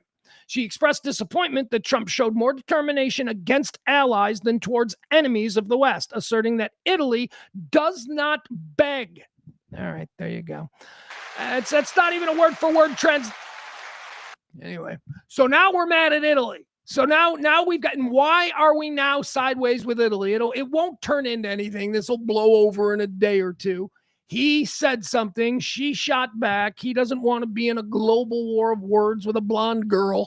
Right? Or maybe he does. I don't know. But he'll just ignore it. It'll go away now. And she has shown the world that she's not afraid of him. She's showing the world that what we saw in the video and suspected from the very beginning, that she, like everybody else, and her being the one that's probably closest to his worldview, that she, like everybody else, thinks he's a buffoon. He's just an absolute buffoon. She lectured him about something. He looked sheepish. He looked like, okay. And he's looking around. This lady's yelling at me. He looked like a scared little boy being yelled at by a nanny or whatever. Probably, that's in his past. And when he was called on it, he had to save face and, of course, make himself seem like a champion because he's that small. Because he's that small of a man.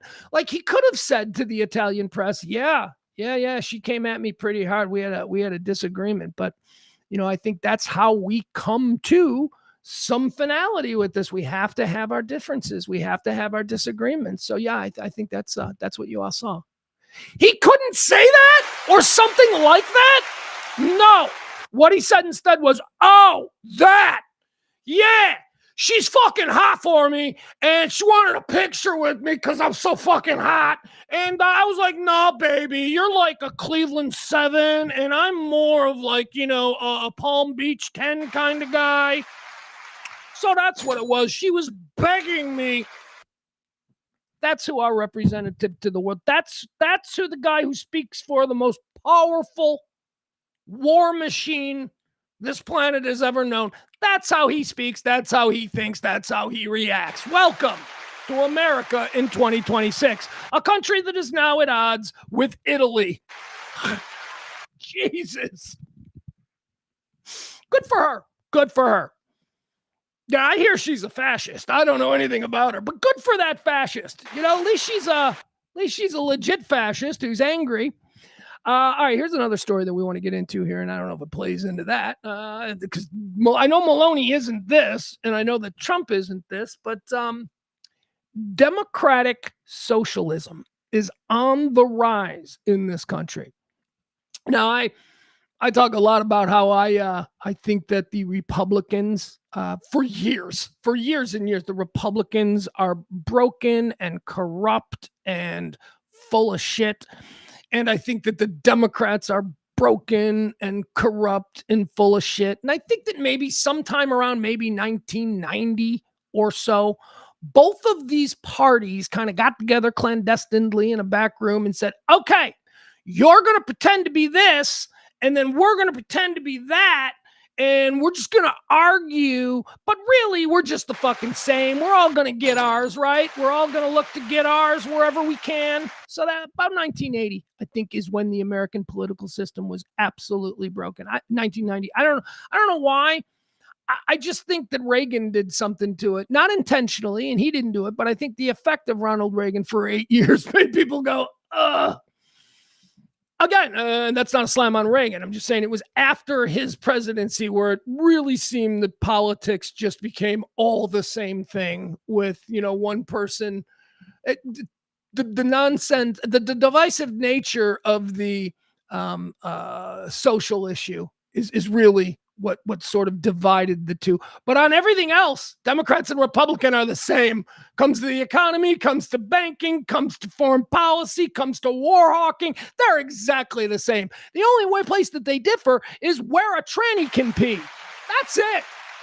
That's it. So all of you people who adhere to one party over another, just know that that's the linchpin issue for you, where a tranny can piss.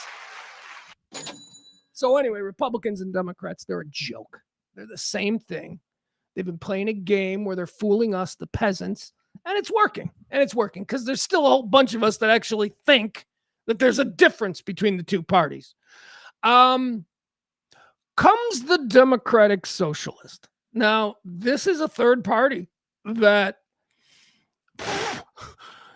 is a real third party. I know it's got that ugly word socialist on it, and so we've got to be, what are we, Nazis now? Wait, which is it? Is Hitler a socialist or is Stalin a socialist? I'm sure that Frank is in the chat room right now. He's going to break it all down for me and explain how they're both the same thing, even though they're totally not. But okay. People don't know what socialism is. The word has been branded to a degree that socialism in the minds of most people is evil, when the very root of the word itself is the antithesis of evil. It's about us. Anybody who pretends to believe in the concept of we the people believes in the concept of socialism. It's just that over the years, that word has been attached to so many awful things that people now hear the word socialism and they think of the El Salvadorian killing fields of the 80s. Oh, is that what you want? Military juntas and shut up. No. When people talk about socialism, they should be looking at places like Norway and Sweden and places like that. Places that year in and year out top the global studies on the absolute best places to be a human in. But over here, for some reason, it means, I don't know. I don't know what it means. Last night, there were some elections, and in Washington, D.C., at the city level, the Democratic Socialists, just like they did in New York City with Mandami, swept everything. Two major cities in America right now are being run. New York City is being run by a socialist, a Democratic socialist. And again, when I teased this story earlier, I said, don't be confused between what a Democratic socialist is and a socialist Democrat, because they are two different things. I know. Well, wait, which one is? The one that's on the rise is the Democratic Socialist Party. These are the people. This is Alexandria Ocasio-Cortez, who is way more powerful today than I ever thought she was. She was the first. She was, Bernie Sanders, I suppose, but he wasn't doing anything, and he spent the majority of his life in the Senate as a curiosity more than anybody who had any real impact on legislation. Bernie was a curiosity until he was joined by some other people, and now Bernie's like the elder statesman. But truly, it began when Alexandria Ocasio-Cortez unseated a standard legacy Democrat who had held that seat for a decade. The core definition of the Democratic Socialist, okay, so we're looking at Mandami. If you're wondering, like, what party is that? He's a communist, right? No, he's not, but okay. Core definition of a Democratic Socialist is that they believe that both the economy and society should be run democratically to meet the public needs rather than to maximize private profit. Democratic socialists reject the idea that capitalism is compatible with true freedom and equality, arguing that real democracy cannot exist when a wealthy minority controls most of society's resources. And let me tell you something, ladies and gentlemen, I 100% agree with that statement. 100%. But you see the problem, you should see that and just on its surface go, yeah, that sounds like the way it should be. We, the people, we have the power. We decide. It's a representative democracy. We get together and we vote for one guy, and that person represents us. In theory, it's not how it happens, but in theory, that's how it's supposed to happen. But yeah, too many of us hear that and think, wait, what? No super rich billionaires? Well, whatever would we do without super rich billionaires? You see, because a lot of people have what I describe and what has been described. I didn't coin this, mansion on the hill syndrome. People, you ever wonder why people vote and advocate for issues and policies that will directly and negatively affect them specifically? You ever wonder why people do that? Why trailer park people in Alabama consistently vote for Republicans who do nothing but slash budgets and crush welfare nets for these people? So why do we vote against our best interests? Mansion on the Hill syndrome. Mansion on the Hill syndrome is the belief that people who are in the middle are constantly dreaming about that day when they live in the mansion on the hill. People in the middle advocate for things that negatively affect them because they are things that affect the rich. And they think in some twisted perversion of the American dream that they will, any day now, be rich and be one of them. Mansion on the Hill theory comes from the idea that young couples, I don't know if they still do it, but young couples would sometimes, when they're living paycheck to paycheck and in an apartment, maybe they'd get in the car because they can't afford a movie and they would drive through the town and they would slow down as they passed that mansion on the hill and they'd look at each other and they'd say, one day that's going to be us. That's the mansion in the hill theory. And that is why people hear things like what I just read to you about the core tenet of democratic socialism. They hear that and they're like, no, that's not good. Well, you're gonna hurt you're gonna hurt the billionaires? Why would you hurt the billionaires? I want to be friends with the billionaires. That's how we think. That's a perversion. It's programming. It's a completely broken way of looking at the world. And it's what we have in this country. We have a caste system. We really do. You know where it was best viewed? White House Freedom 250, the UFC fight. You don't think America has a caste system? Look at that broadcast. Anybody that was inside the perimeter, anybody that was around the actual fight, anybody that was given the good seats, well, you had Mark Zuckerberg, you had the guy who's in charge of, you know what I mean? You had Nate Bargatze, whole bunch of dudes going to a UFC fight in suits. Did you see all the people in suits? And then the cameras would show you the 100,000 dirty peasants just outside the White House watching on a big screen next to a dirty reflecting pool. That's the caste system in this country. Those actual UFC fans couldn't get anywhere near this fight. This fight was for the people inside the perimeter who... So stop it. Stop dreaming that one day Elon Musk is going to invite you into his country club. It's not going to happen. And that's kind of what the democratic socialists believe. And let me tell you something. Me, as a man of my age, saying this, I think it's weird because I am very actively resisting programming as I say this. But you know who doesn't resist the doesn't have the programming?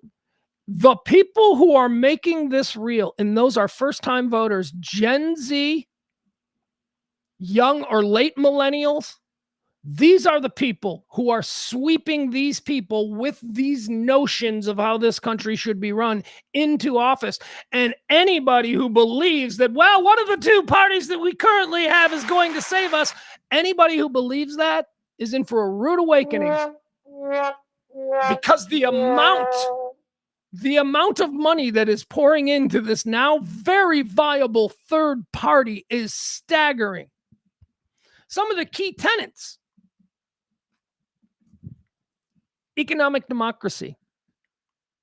Now, I know that I come on this show and I present myself as a middle tier, centrist, working class guy advocating for people living paycheck to paycheck who don't have generational wealth, who aren't a senator's son. That's what I do, right? So everything that I say here, everything that I've said for 5 years has to do with this: economic democracy. That is what I've been demanding. Key industries like healthcare, energy, and finance should be socially owned and heavily regulated by the public. 100% agree with that. 100%. Worker empowerment is another key tenet. Worker empowerment. Workers should have a democratic voice in their workplace through strong unions and cooperatives. Absolutely. You, a middle-class working man who watches Fox News every night, you're advocating for management to crush the union. I mean, unless you're management, that just doesn't make any sense. And even if you are management and you support that kind of thing, oppressing the working class, you're a piece of shit. We are the working class. Anybody triggered by what I'm saying right now, at least the ones that I know in the chat room, if you're triggered by it, then you are a person who has gotten comfortable advocating for shit that affects you negatively. We should have free healthcare. Oh my God. It is an absolute embarrassment that we don't. That in the greatest country, the wealthiest country, the place that everybody wants to be born, that we don't from birth guarantee our citizens that we're going to take care of them, because we understand that everybody can't have a doctor in the family. So we're going to need to create a system that takes care of people, because humans get sick. And that is one of the benefits of being born in the greatest country ever. Certainly the most powerful. So yeah, I believe that. I also believe that college should be free. What, pugs? How does a society not benefit from an educated citizenry? How is it that we have decided that we were going to turn into a profit center, keeping people alive and educating them for the future? Why are those two things? That is a corruption of capitalism. When you cross over into that, where you start going, where else can we make a profit? Decent people do not make a profit over helping somebody in need. Decent people don't. Certainly not followers of Jesus. What else here about the Democratic Socialists? They are... they're anti-imperialists. I like that. Foreign policy, according to Democratic Socialists, should focus on global solidarity, peace, and human rights rather than military domination. I'm for that as well. Again, we're talking about some of the tenets, the key tenets of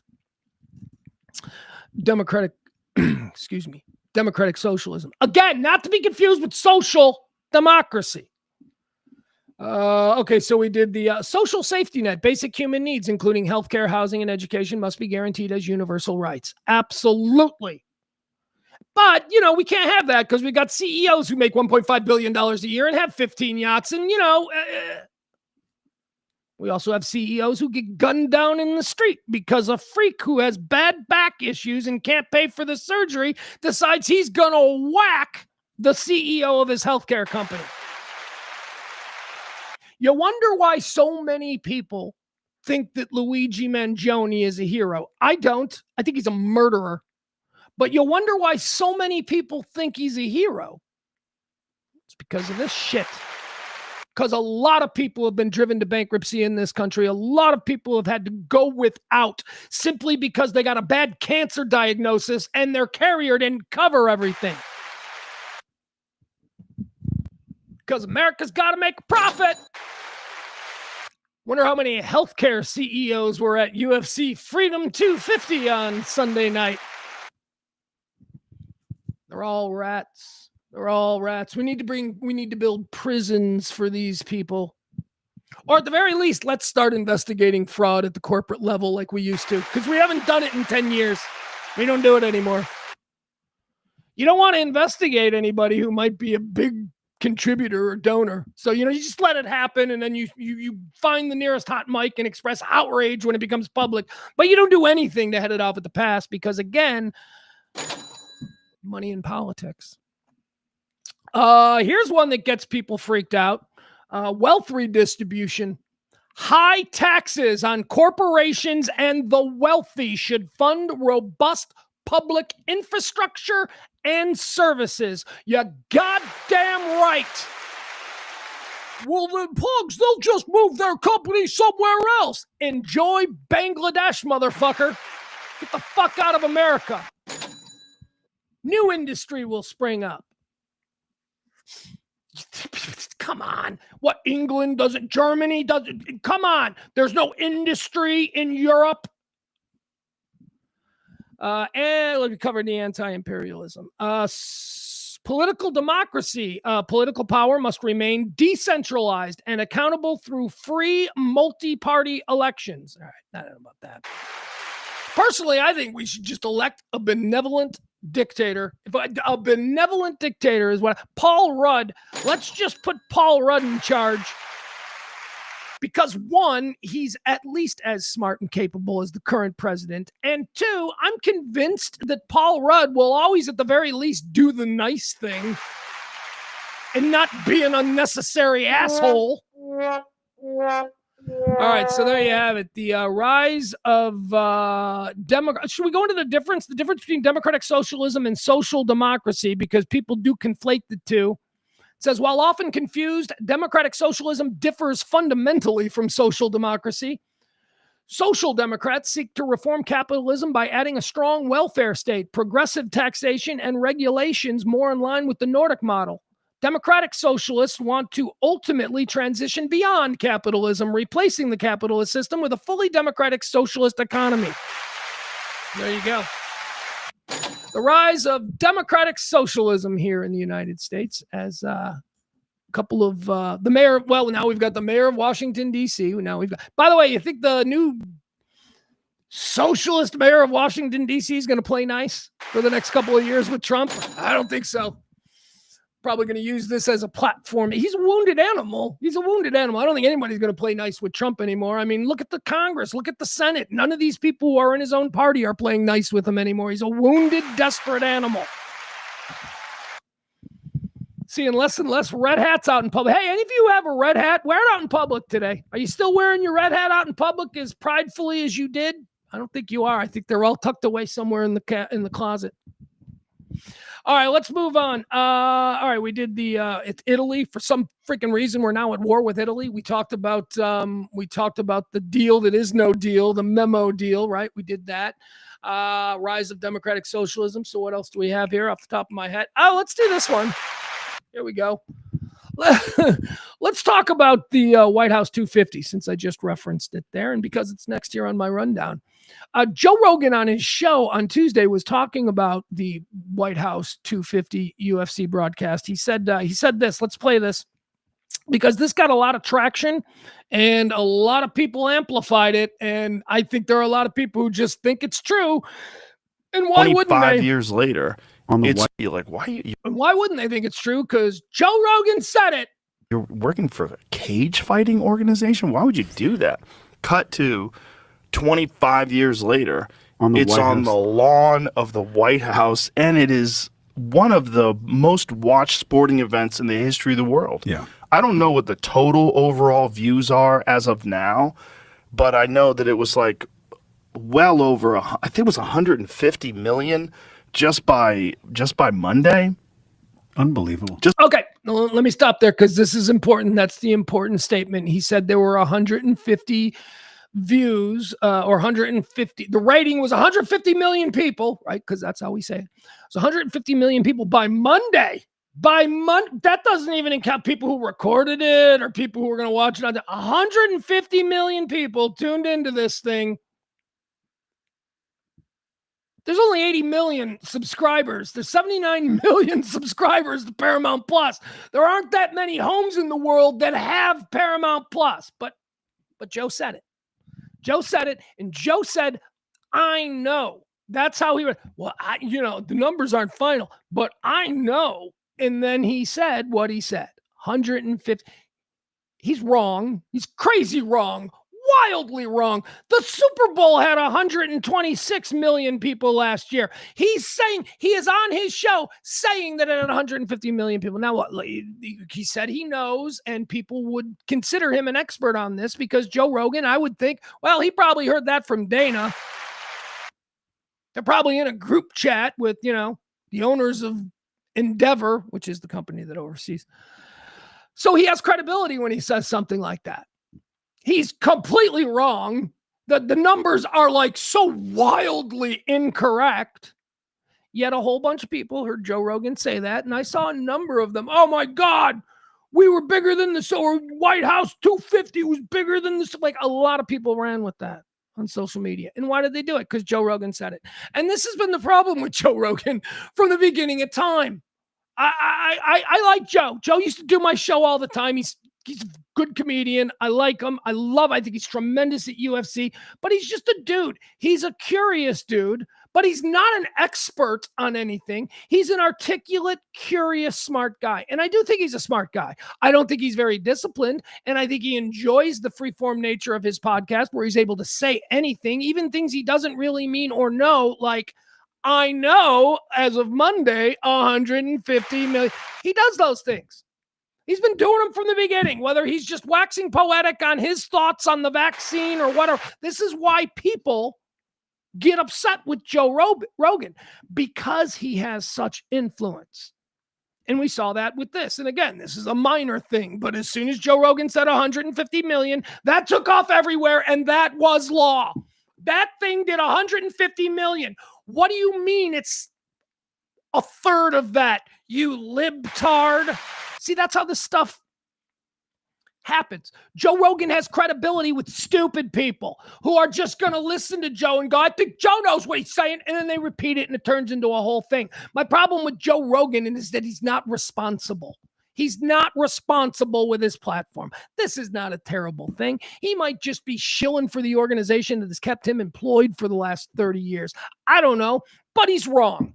But he's wrong, and he's wildly wrong. Once again, let's listen to it. Joe says 150 million people by Monday, even though there's only 79 million people who actually subscribe to Paramount Plus. You're like, why? You're working for a cage fighting organization? Why would you do that? Cut to 25 years later, it's on the lawn of the White House, and it is one of the most watched sporting events in the history of the world. Yeah. I don't know what the total overall views are as of now, but I know that it was like well over, I think it was 150 million just by Monday. Unbelievable. Just by Monday. So that's like the night of. Yeah, you're right. It is unbelievable. It is totally unbelievable because Paramount Plus, they don't even have 150 million subscribers. And then people that watched the replay that weren't there when the fight took place because they heard about it. Misinformation is a problem. And again, this is not a big triggering event. This is just casual, but just shows how easy and how common just misinformation gets, rung at the flagpole, and then people salute it and they're repeating it. And now we got morons going around going, they did more for UFC 250 than the Super Bowl. That's how popular Trump is, right? That's the attitude. So first of all, there's nothing to do with Trump. I'm an American. I wanted to watch. First of all, I watched the UFC, although I don't really like all of the judges' decisions of the last decade of UFC. But I'm watching because I'm an American. This is a spectacle. I don't like it. I don't think it should be at the White House, but I'm watching it. Trump had nothing to do with it. Yet a lot of people amplified Joe Rogan's misspeak here, or just outright lie and turn that into the talking point that UFC, no matter what you say, 150 million people heard Jock Hokic expose Michelle Obama for a man.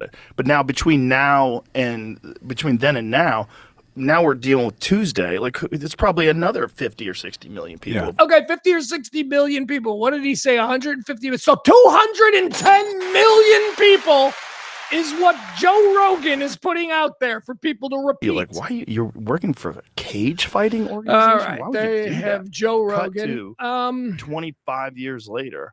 All right, so let's go to the numbers because the numbers were released. Here we go. Joe Rogan says 150 million by Monday and then thinks that, well, that'll probably go up another 60 million, 210 million.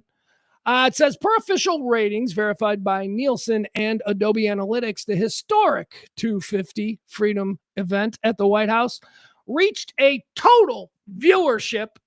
Here we are. We're like almost a week out.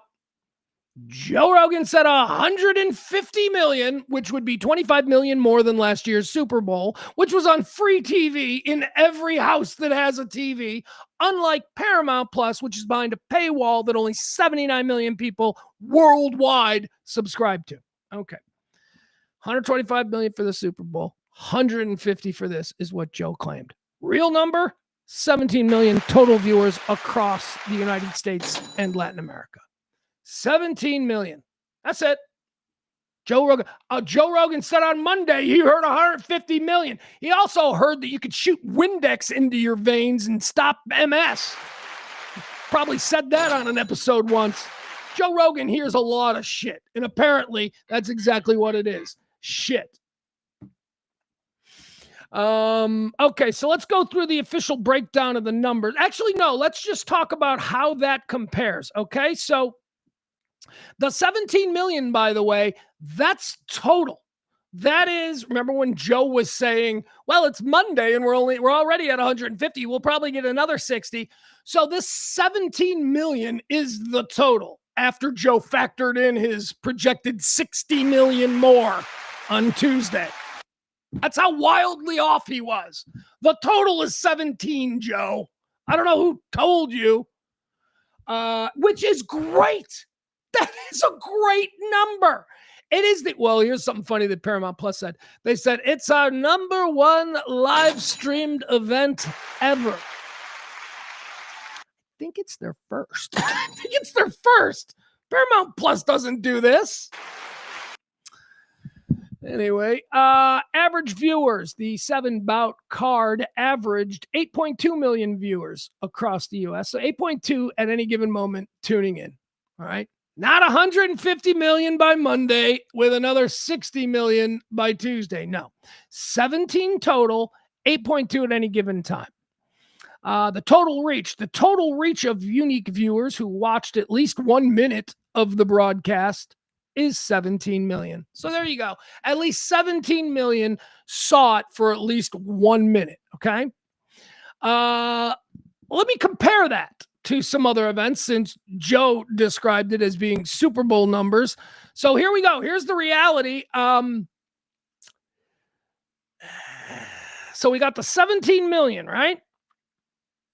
Yeah. All right. Hold on. Let me give you these numbers. All right. 17 million is the number for White House Freedom 250. 17 million. As Joe already said, the Super Bowl in 2026 averaged 125.6 million viewers. 125.6 million viewers on free TV in every bar in America, right? Free TV, no paywall, no Paramount Plus, no, oh my God, I forgot my password. Free TV. Turn the TV on, there's the Super Bowl. 125.6 million viewers. UFC 250, 17.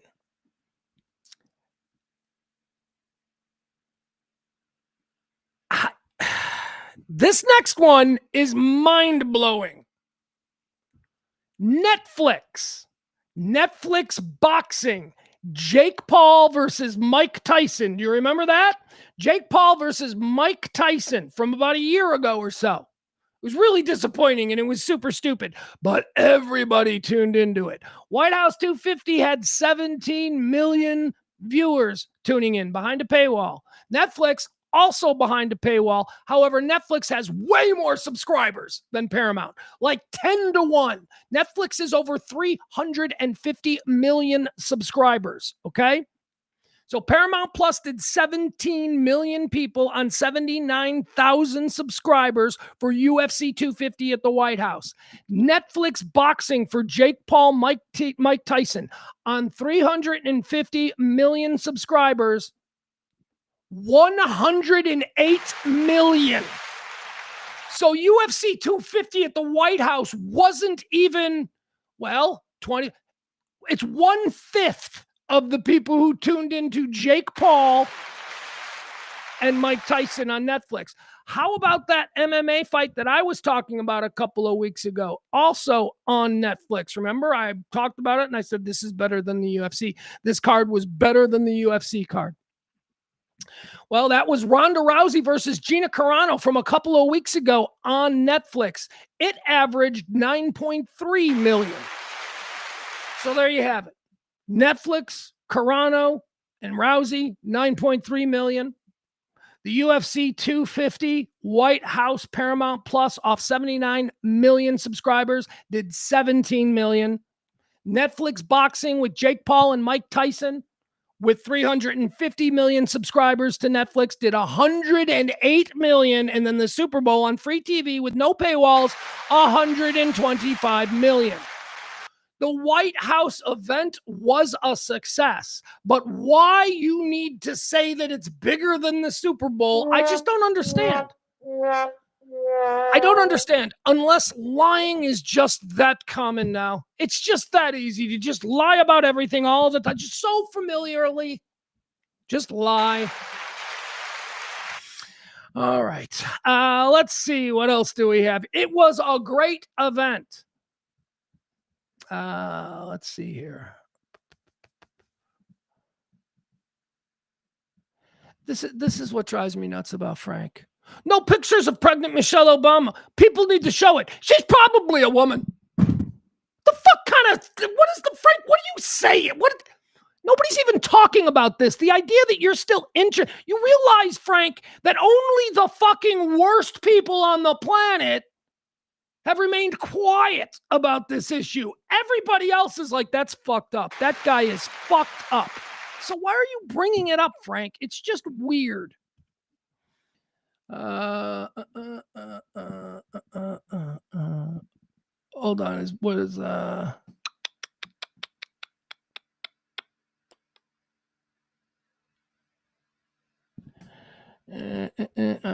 Byron, let's put Byron in here. Byron, formerly, forgot about it. What is it? War something? War Dog? What? Formerly War Devil. Formerly War Devil, now back to being the Dark Lord. Byron says, yep, and only one person per account were watching. There definitely weren't thousands of watch parties. No, you're absolutely right. You are absolutely right. But that's accounted also in the others. That's all accounted for. So you didn't catch them on a technicality. Netflix has 350 million subscriptions. Paramount Plus has 79. Okay, that's really what you should be focused on. That there was no way possible, because it was behind a paywall. There was never any way possible for it to be as big as something that has 4 times, well, what Netflix, yeah, about 4 times, that has 4 times the audience, the subscription base. Paramount Plus is just simply not. Now, Byron, I would argue that if they had put this on, free TV for all of America, because it was a celebration for all of us Americans, if they had just put it on ABC on a Saturday night, it would have done much larger numbers. But they didn't do that because it's not really for America. It's for people to make money off of. And that's what I reject. All right. Let's see. What else do we have here? I know I said this was going to be a quick show, right? And look at me. We're already 2 hours in and I am Ugh. All right, now let's talk about the reflecting pool, because if you remember earlier this week, I told everybody to shut the fuck up about the reflecting pool. The reflecting pool is just a petty little stupid thing that's deliberately there for all of us tiny brains to go, but look, here's another thing we can laugh about. That's all it is. Just look at that. I said, don't be distracted by the pettiness of this pool that is suddenly green again and not blue, because when we do this, we are not paying attention to the other things. They're just big. They have, I've been saying this for months, they flood the zone intentionally with nonsense so that we're not watching what they're actually doing. So that was my original take on the whole reflecting pool thing. And I got to admit, I was a little bit upset about the whole idea of the no bid process to give a $14 million contract to fix it. That was a bit of a problem for me, but I was willing to move on with the pettiness. Not anymore. It has gone from petty to just being another example of the swamp. He built a resort on the swamp. That's what this president did. Trying the swamp. The dude who got the no-bid contract has now been outed, identified, and, well, scrutinized. And we're going to do more of that here. Would it surprise you to learn that first, let's talk about the no-bid contract for this government job. That's our taxpayer dollars, and theoretically, no-bid contracts are awarded in instances where a very specific type of expertise is needed to do the job.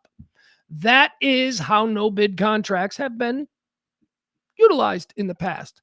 We, in general, don't do no-bid contracts. In general, we like to open it up to a bidding process, and we try to find American companies who are looking to get in on this whole government contract thing, and we reward them. We reward the ones who come in with the lowest bid and the best track record of accomplishment. That's how a bidding process works. That's how small American companies grow into big countries. We don't offer 14 million no-bid contracts to guys who are pool cleaners. This is not an area of specific expertise that only Trump's neighbor in Mar-a-Lago could handle. And that's the guy who got the deal. And that would be troubling enough until we find out that Trump's neighbor who owns, would you believe it, the company is literally called Green Water.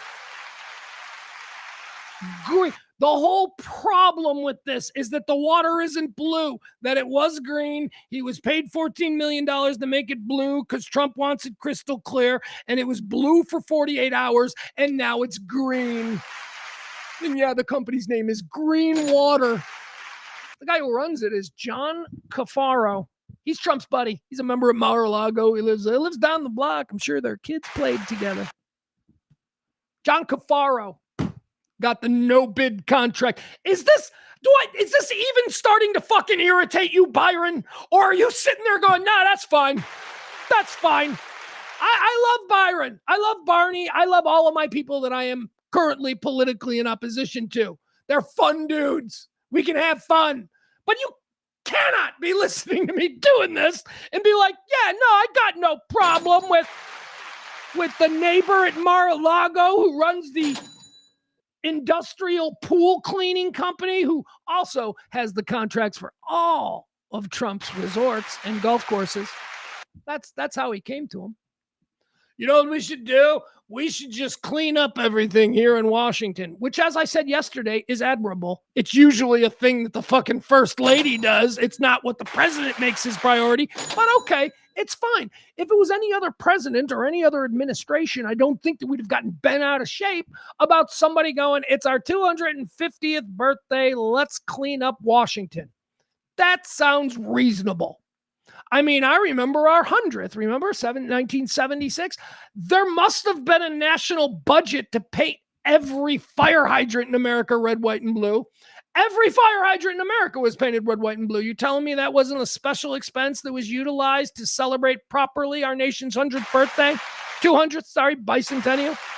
Jesus. I said bicentennial.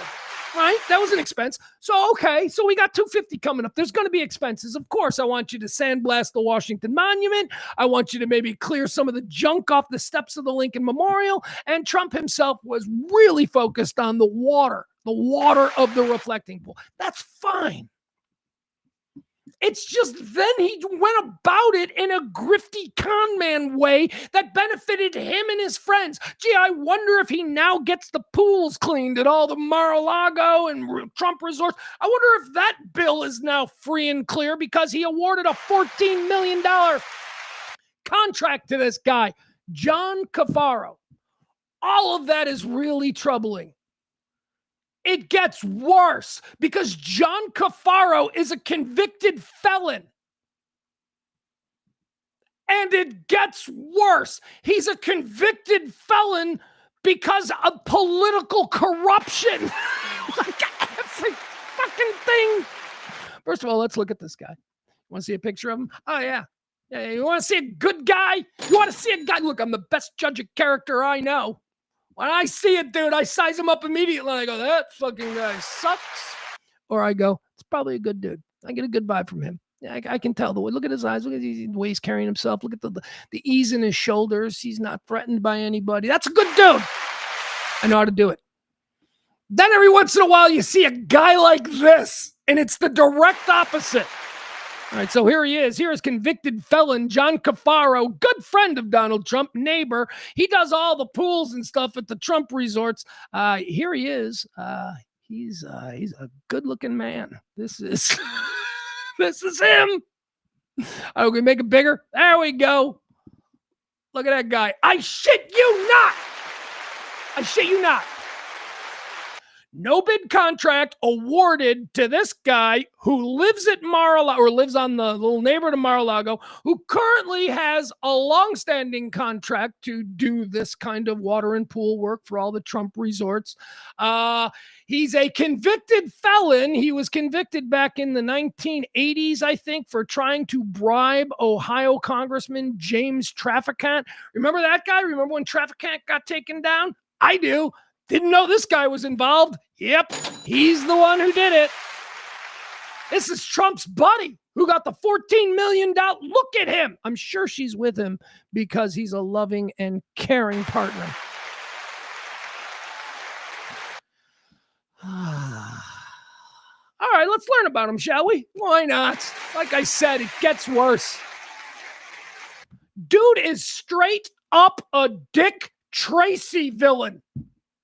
Now, please tell me. Please, somebody tell me. Please, Byron, do the Barney, Frank, somebody do the legwork. Please tell me this was a Dick Tracy party at Mar-a-Lago and that this isn't how this guy walks around. Oh, Pug's judging him by how he looks. Yep. Yeah. When people make this many choices about how they present to the world, it tells me how they want to be seen. And that tells me everything I need to know. All right, let's learn a little bit here about John Cafaro.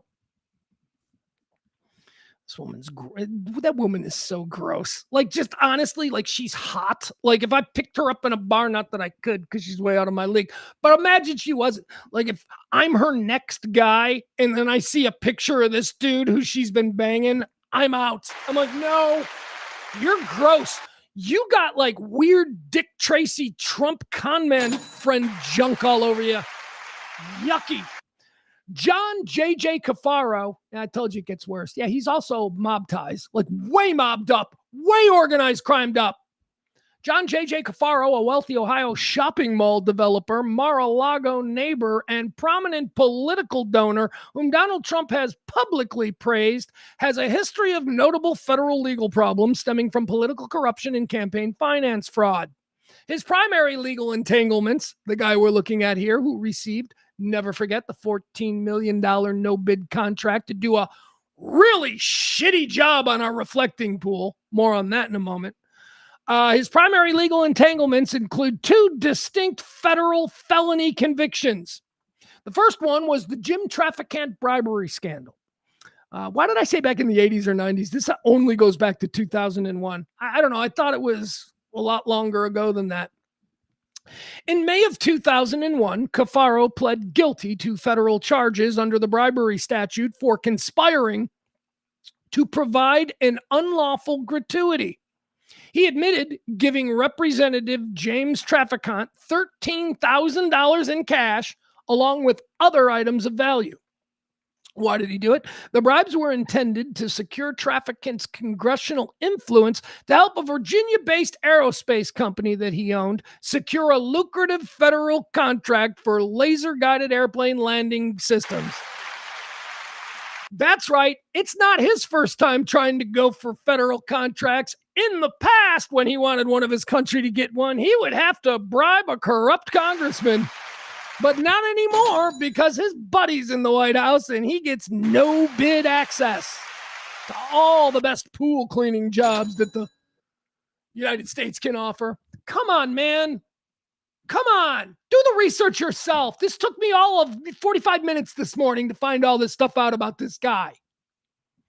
Let's see. To avoid prison time, because he couldn't do prison. Look at him. That guy, one thing I know about that dude, looking at him, he takes no responsibility. This guy takes no responsibility.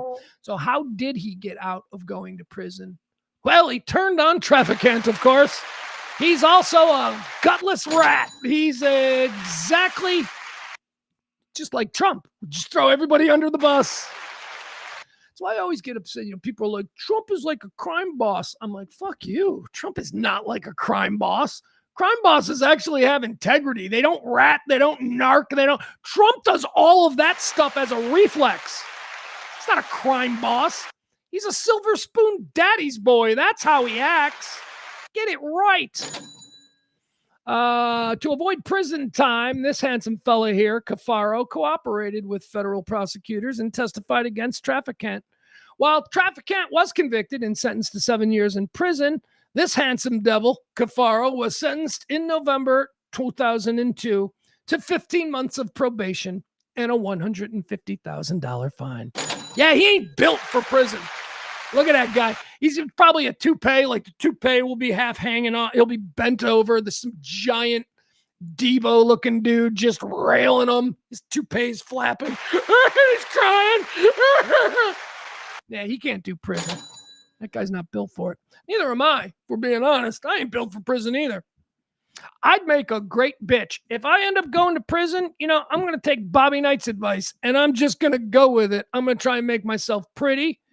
I'm gonna take care of my mans. I don't know about the sex stuff, but I like folding his clothes and stuff. I think I'd make him laugh. I think I'd be a good prison sex slave. I'd survive. I'd find a way to survive. All right. So the illegal campaign. Oh, we've got another one. Oh, okay. So here's the second federal crime he was convicted of before receiving the no-bid contract from his friend, the current president of the United States. Less than a decade after his first conviction, 2010, Cafaro violated federal election laws during his daughter. He's trying to get his daughter into Congress. When his daughter, Capri Cafaro, unsuccessfully ran for the Democratic bid for the U.S. Congress in 2004.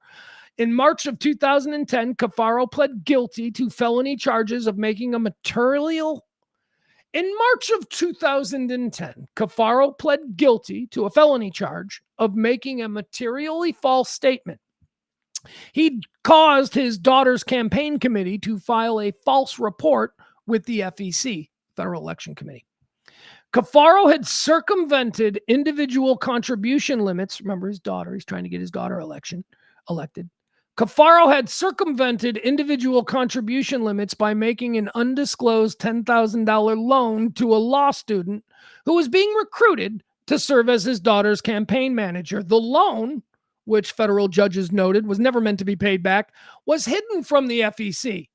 His daughter, however, was not implicated in the crime. Let's see. During the proceedings, U.S. District Judge John Adams, oh man, that dude better be a straight up good judge. You can't be Judge John Adams and then be a completely corrupt piece of shit. During the proceedings, U.S. District Judge John Adams unexpectedly ordered Cafaro straight to jail for 5 days. after growing frustrated with Cafaro's failure to properly disclose his personal financial status. Ultimately, in June of 2010, Cafaro was sentenced to 3 years of probation and a maximum fine of $250,000. He has close ties to a number of other local scandals, although he was never implicated directly. The Cafaro family and company name also repeatedly surface in local Ohio public corruption probes, most notably the Oak Hill Renaissance Place scandal. This in Mahoning County, Ohio. Prosecutors alleged that local politicians and criminal enterprise worked on behalf of the Cafaro company to block the county from moving. Mob ties. The dude's got mob ties up the wazoo. Hold on. I've got to check something here. My Citizen app just went off stating that something locally happened. Hold on.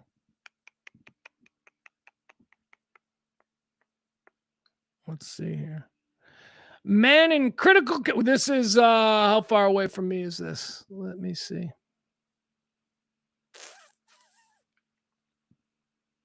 It's 8 miles away. I can't abandon the show to go cover a shooting 8 miles away. No, gonna pass on that one, Citizen. All right, let's see. There you have it. Anyway, we're done with all of this shit. This is, look at him. Well, I'm sure that woman is with him because she loves him, because he's sweet to her, because they have fun. Some days they just spend an entire week on the couch curled up watching Real Housewives marathons. Okay. Let me see. Oh, here was a funny thing. The Obama library opened here in Chicago yesterday, or at least it was the big special 1%er portion of the opening. Today it's open to the public. Everybody's allowed to go down there. I'm sure it's going to be absolutely nuts. Watched the whole speech. I watched this elegant, sophisticated man's entire speech. I'm not going to play it. I want to play it, but why? But I just could not believe how far we have fallen. To the president going, she's begging for a picture of me.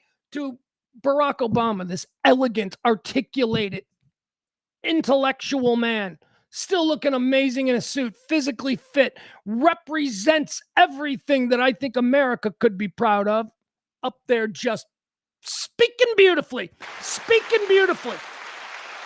And then again, I put on the news and it's, she was begging for a picture because she thinks I'm hot. It's just embarrassing. It's embarrassing what we've got. Biden was kind of embarrassing too. I'll give you that. That guy was a little. Remember when Biden used to do a press conference and he'd turn the wrong way and he'd like drift off like, what? Where am I at? So look, Biden wasn't great either. But as far as the way you present on the world stage, as far as demanding that the rest of the world look at us as serious people, nobody can beat, at least in my lifetime, nobody beats Obama. That man commanded respect. And of course, Trump projects through gaslighting the exact opposite. Remember, you have to say, they all laughed at us. No, they're all laughing at you, dude. They all are laughing at you, not him. And you know that they respected him. And you need to say that they didn't respect. Like, you would know, first of all. Like, who the fuck do you think you are? Just tired of that bull. Fuck it. We're showing some of Obama's speech. That's it. Maybe we need to be reminded what an elegant statesman sounds like when he's not just trying to get fucking sound bites. Here he is, President Barack Obama at the opening of his library yesterday. There you go. But on the shared, and it's why the exhibits here focus not just on policies, but on the shared values that make democracy possible. A belief in the intrinsic dignity and worth of all people, and that no one is above the law or beneath its protection. A belief in checks and balances in our government and an accountability that comes with it, an independent judiciary and a robust free press. A belief that our military and law enforcement owe allegiance not to any president or political party, but to the people and our Constitution. A belief in the peaceful transfer of power after the people have spoken in fair and free elections, recognizing that in a large, complicated society like ours, no group or faction gets its way 100% of the time. And a belief that qualities of character, honesty, integrity, kindness, compassion, a sense of duty and honor, those things matter in our public dealings, just as they do in our private lives. These are not,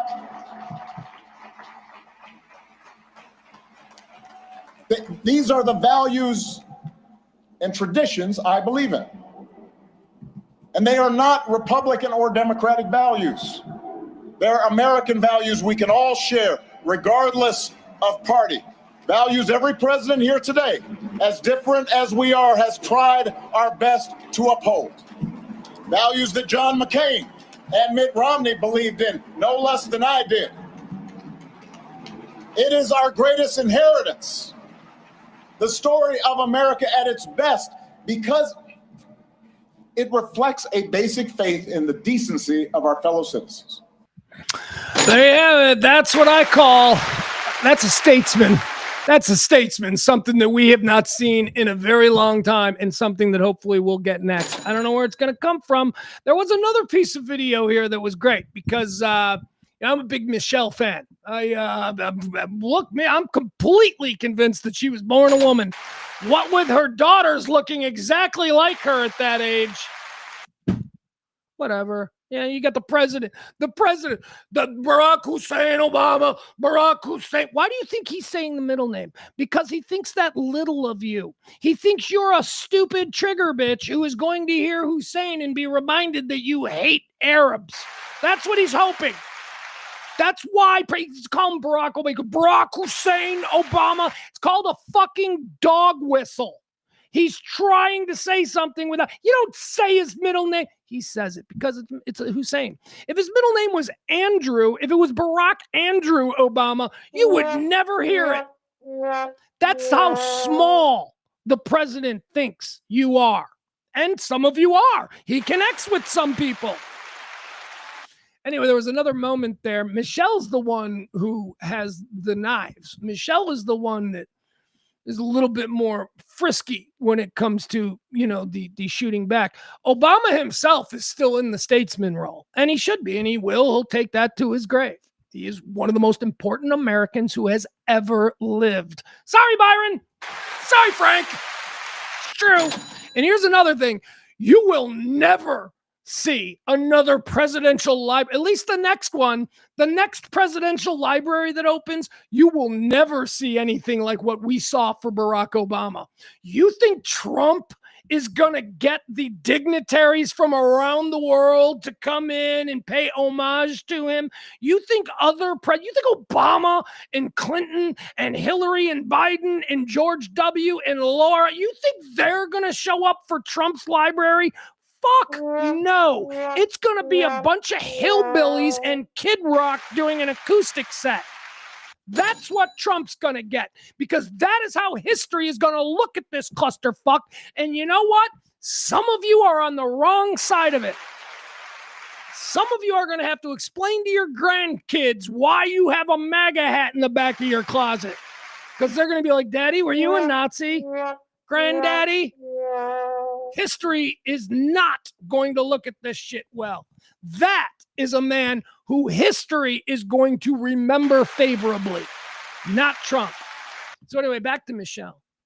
And by the way, politically, don't give a fuck. I told you earlier, Barack Obama, the Democrat, is no different than, Barack Obama, the Republican. The two parties are exactly the same. Where they differ is in issues like where trannies can piss. That's the only difference. They are all in cahoots with war and when it's profitable and when it's not profitable, and we do it now. To act or pretend like there is some great difference between these two political parties is absurd. What is true is that Barack Obama is an elegant, sophisticated statesman. So if we're at the point now where we're just electing hood ornaments, he's the hood ornament that I would prefer. something more like that, rather than what we've seen just in the last couple of days with Trump dick tricking his way through the G7. The boss is here, and everybody laughs at him. That video is the most damning thing of all the videos that I've seen. Trump walks into a room. There's all kinds of reporters.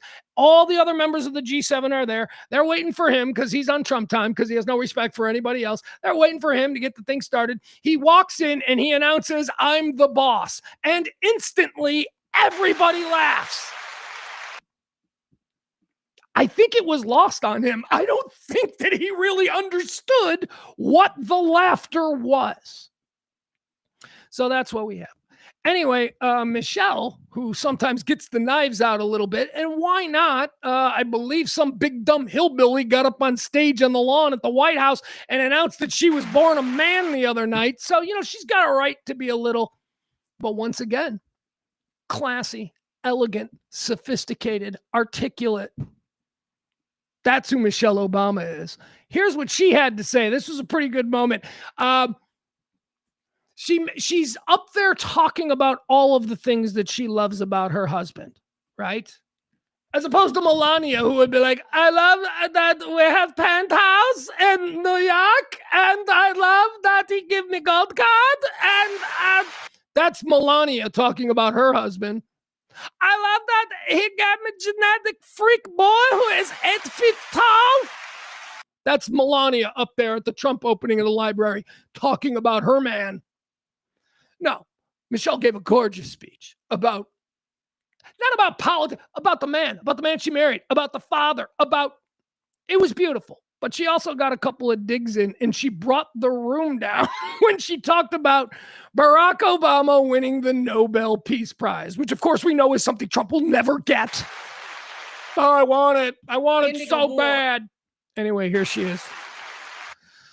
So make it big. Make it big. That's what she said. All right. Nope, that's not the one. She brought the house down. Now, here's what you need to listen for. You need to listen to that old hag Hillary Clinton. You know the cackle? You know that Hillary Clinton laugh? The cackle? That's the other thing. How come we only know how women laugh? Like, I know that, like, Kamala Harris had a cackle. I know that Hillary Clinton has a cackle. I couldn't tell you how Trump laughs. It's never been criticized. I couldn't tell you how Obama laughs. It's never been criticized. But women, we almost always take note of how women laugh. Listen to that cackling bitch. Anyway, it is true in this case. You can't hear Hillary Clinton go, ha, ha, ha, ha. But here's also what I love. All right, so here's Michelle over here talking. Here's Obama. Here's Bill Clinton, Laura Bush. Here's Bill. And here's Hillary. All right. Now, when Michelle offers the line about her husband winning a Nobel Peace Prize, you'll see Hillary bust out laughing, and you'll hear her. But then what you'll see is Barack. I love how Barack like turns around and he's got a big smile on his face as if to say, "Yeah, that's a good one, isn't it?" I thought, yeah, she told me that one earlier today, and she was like, "Should I say it?" And I'm like, "Yeah, you should totally say it." Anyway, it's a fun little moment. Ordering the bin Laden raid, saving an auto industry, winning a Peace Prize.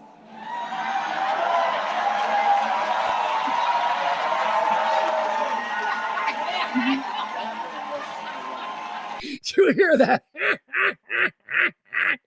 That's Hillary. And then you see Barack like turn around like, "Hey, calm down, lady." Keeping. By the way, very funny also that Barack is mocking Trump by pretending to fall asleep during his wife's speech. But yeah, he was pretending he was asleep. At least that's what I choose to believe. What I think is he was deeply concentrating on what this woman he loves was saying about him. Now, as they near the end of their long road together.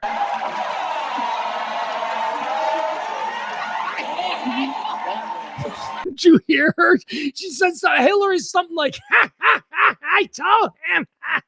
It's like she's saying something. A Peace Prize.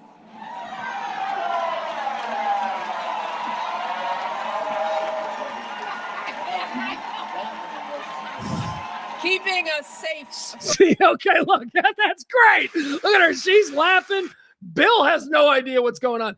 Bill's on like Tinder. Bill is just like, he's swiping left, but look at this. That's the look. That's what a winner looks like. That's awesome. This is not what a winner looks like. This is Hillary. Hillary is enjoying her afternoon, but look at this. From Ebola, regulating the banks. Anyway, that's awesome. Standing up for marriage. All right, I'll give you a full review once I get over there, but I got to be honest with you. The Barack Obama Museum looks like tickets are like $50, and I don't know how that's supposed to be for the people, but okay. Everything in this country we got to make money off of, I guess. I'll be waiting on free day at the new Barack Obama Museum. Free day. Let's see. Okay, let's do this story. I teased it, and it seems it's a very personal subject for a lot of people, and so I don't want to just skip over it, even though I'm kind of running out of gas. I left it all out on the table for you today. I'm running out of gas, but I do want to talk about this mixed up embryo story. So IVF, in vitro fertilization, there are a lot of families there or wannabe families who have difficulty getting the whole thing happening naturally. So IVF, in vitro fertilization, you go, you say, hey, doctor, I want a baby. And the doctor says, do you really want a baby? And you say, yeah. And then he says, okay. And then he gives you a shot and you have a baby. I think that's how it works. I could be wrong. Of course, I wouldn't know anything about this because I'm pretty potent.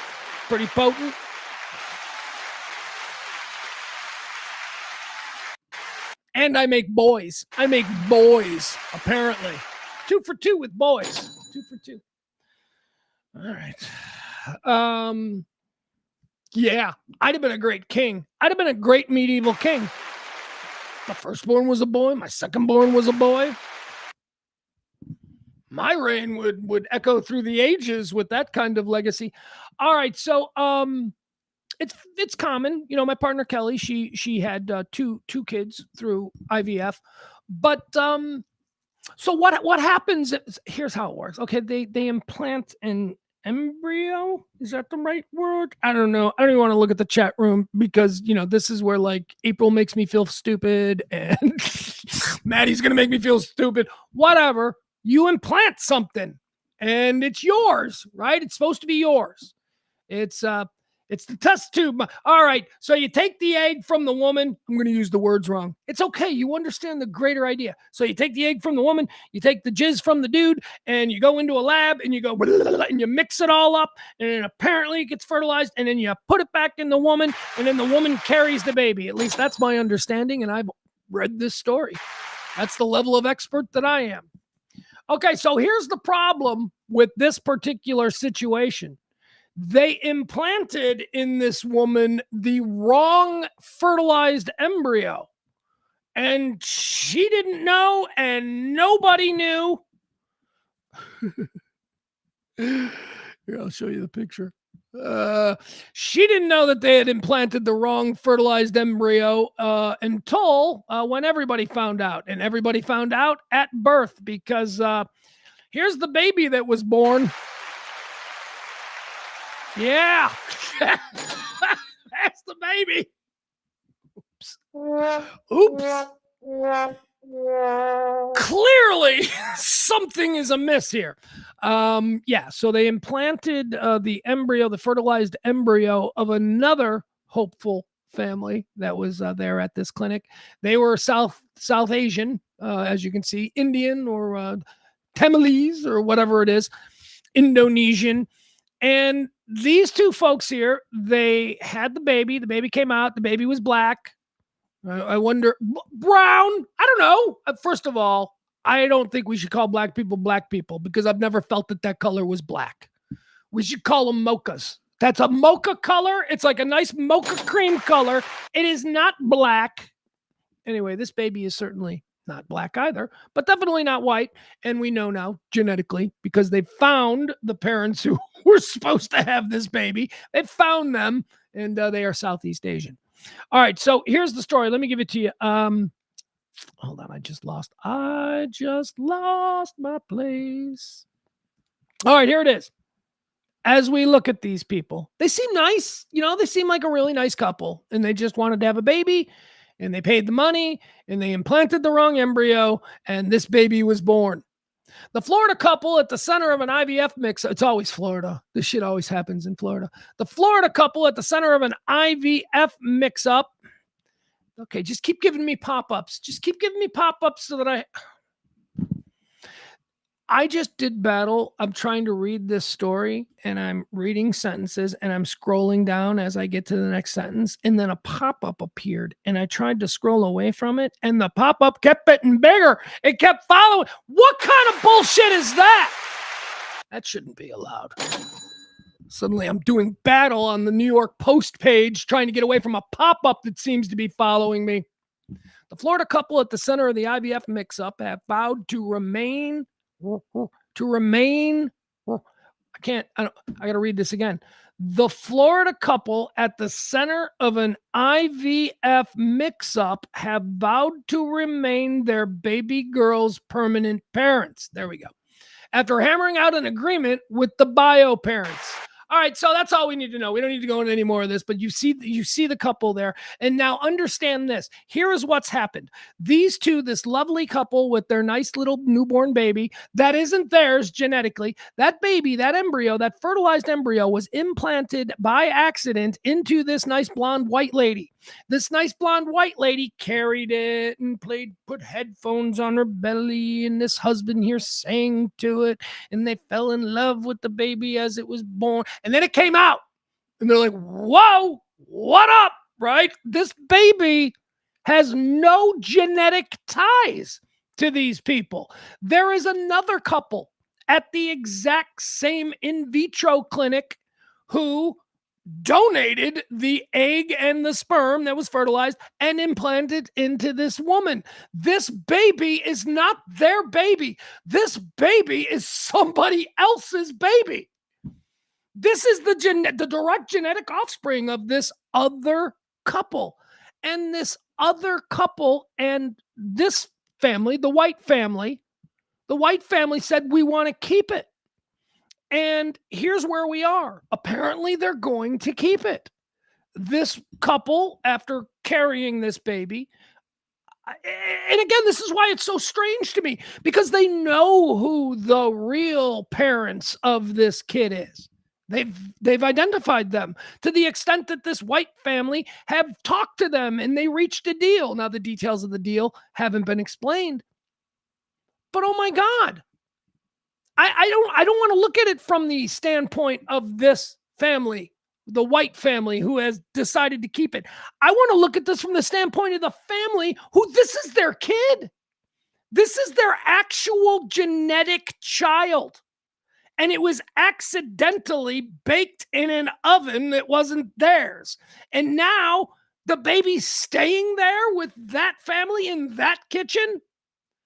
That sounds insane to me. If I'm the Southeast Asian family who this is I want this damn kid back. Hey, lady, thanks for carrying it for me, but this is my kid. Doesn't that seem strange to you?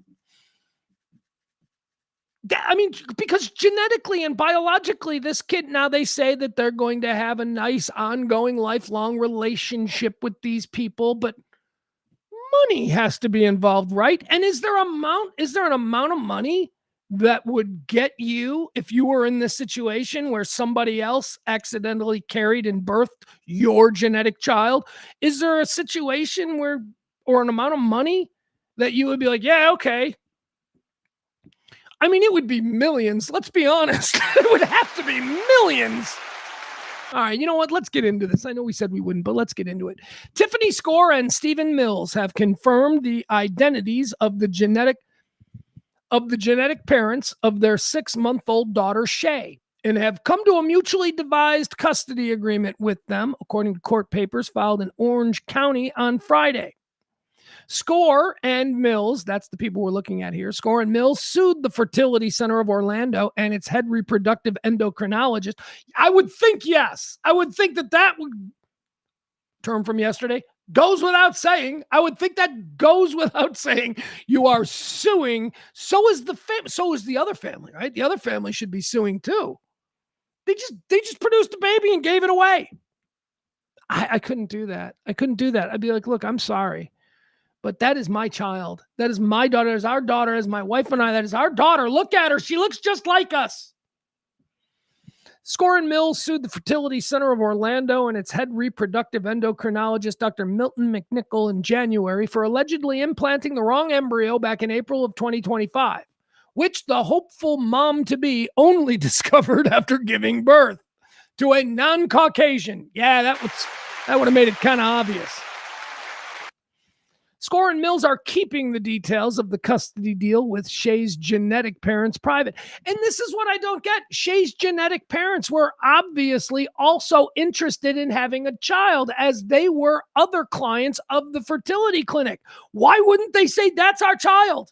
Yes, it was baked in your oven, but that is our ingredients. That's our cake that was just baked. They've come to an agreement to just be like, yeah, okay, whatever. I guess we never knew them. I guess we can just... Isn't there some kind of psychic bond? I just feel like there would be.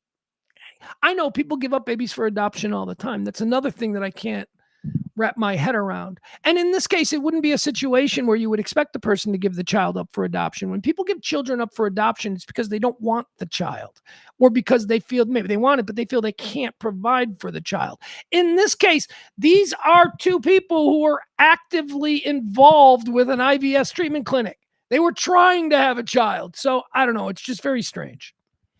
The Score & Mills also informed the judge that they'd chosen a new medical center to handle any future IVFs. So yeah, they still want one of their own, I guess. They still want one of their own. Let's look at here. We got some more pictures here. Oh, cool. The pop-up had to jump right in. Here, look at this. You want to see a sweet pic? Look at these people. First of all, can I say, mom looks good. All right, mom looks good. Mom's probably about 10, 15 years younger than dad, I'm thinking dad's 50 and mom's maybe late 30s. Because, got to stay young enough to have the kid, even when it's not your kid. Mom looks good. Look at this. Look at that little baby looking at her. That's got to be the hard part, right? Because even if it's not genetically yours, when it comes out and the first thing it sees is you, I don't believe that genetics are the most important thing for that bond. I think that's like a first look deal where it's like, oh, you're a person and I like this person best because it's mommy. I don't know. That's very sweet. I don't understand it. I don't know that I would be able to come to such an amicable agreement should something like this have happened to me. And that was my kid that was suddenly going to be raised by some other people. But whatever. Here we are. Let's see. Okay.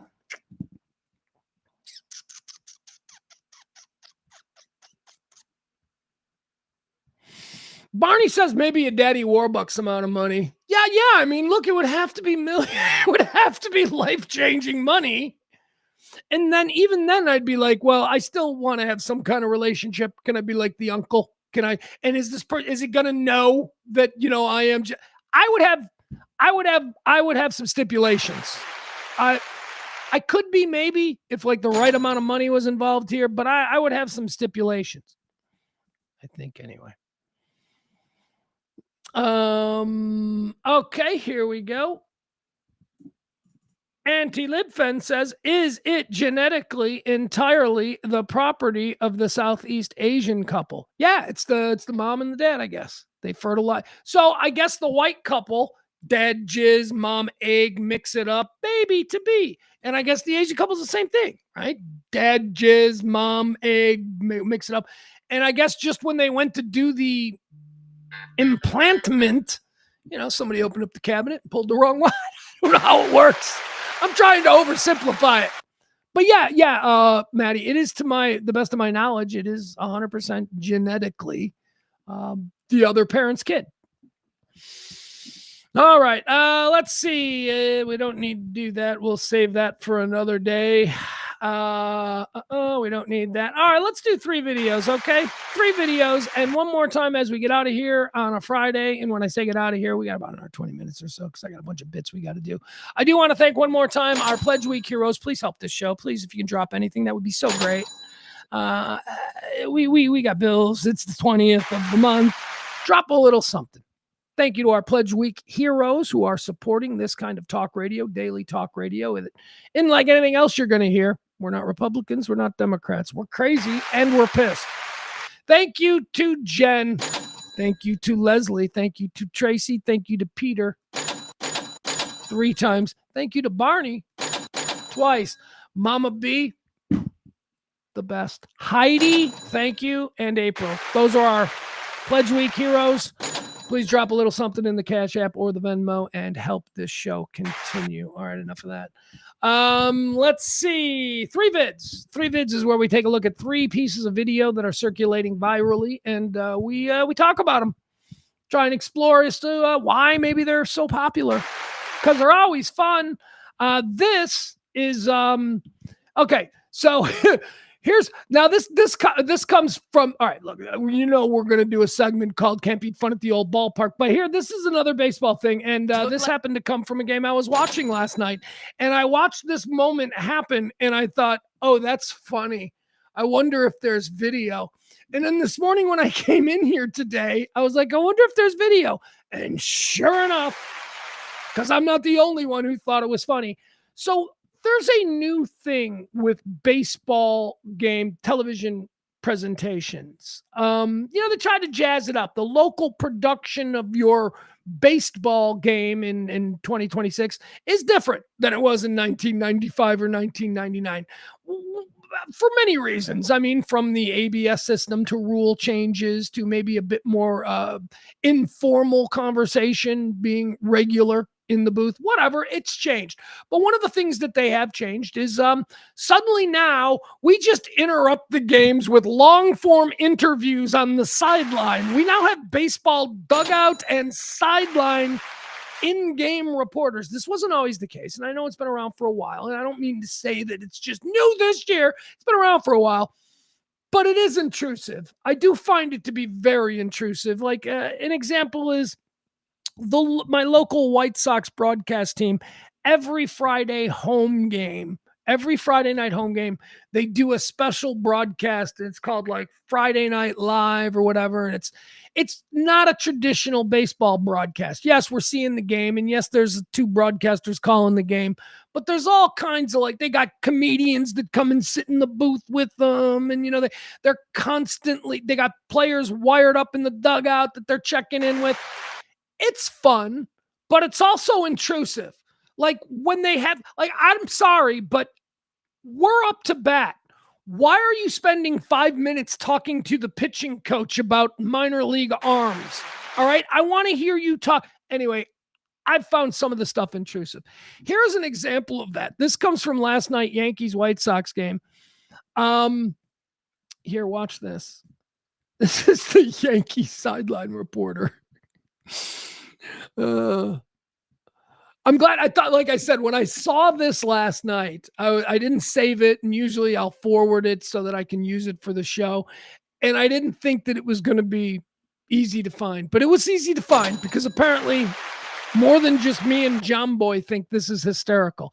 All right, so this is Yankees in-game sideline reporter talking about this pitcher and how this pitcher has overcome his meltdowns. She's outside, she's like, yeah, he's really made some tweaks, and I think it's really that's basically what you're going to get. She is breaking into the game to talk about how this pitcher has been able to turn around his game. And it went something like, as she said, he said to me, I'm sick and tired of putting this team in a hole. Crack, upper deck home run, solo shot to go down 1-0 in the second inning. I mean, she is literally talking about how this was a problem before and how he has fixed the problem and how admirable that is while he's getting shelled. Beautiful. One more time. Brian, what? Before the ball is even gone. I mean, he swung. It's close to Montgomery. He made contact with the ball while she was saying, as he said he was sick and tired of putting his team in the hole. And then before the ball even leaves the yard, the announcer is like, well, it looks like he might have done it again. This is great timing. This is fun. A man on. I'm sorry, dear. You were saying. She's like, that's the way they should have thrown it back to her. I'm sorry. You were saying about. All right, there's video number 1. Here's the second video. This comes to us from also from New York. Look at that. The Knicks parade yesterday. This is crazy. We're going to watch this whole video. So this is video of someone at the Knicks parade who is ODing. This person is a heroin addict, or I don't know if they're an addict, but they are ODing on something. They have climbed up. It looks like before they OD'd, they had climbed up on this maybe bus shelter thing. You know, they have those in the streets and people climb on them and all that. So I think maybe that's what this is. I can't really tell what it is that they've climbed up on, but this person climbed up on this thing and then OD'd. And there's like, you know, I guess they said there were millions of people there. So around him are tens of thousands of people in the immediate vicinity who are watching this and going, hey, that guy up there is ODing. That guy isn't moving. Someone should try and help him. And of course, the police were telling people they couldn't climb on shit. So what we're going to watch here is one person in the crowd, and it looks like he's got a GoPro. Looks like maybe he was filming the parade because the camera seems to capture his point of view. So this one guy in the crowd is like, you know what? I'm sorry, cops, but I don't think you know what's going on. There's a guy up there who needs help. I need to go help him. Watch what happens. Here it is. This is from the Knicks parade. This is a pretty compelling video. Well, there you see the guy ODing. Let's see how this starts. Hey, man. You gotta get up, bro. Pass out his wallet, bro. I swear to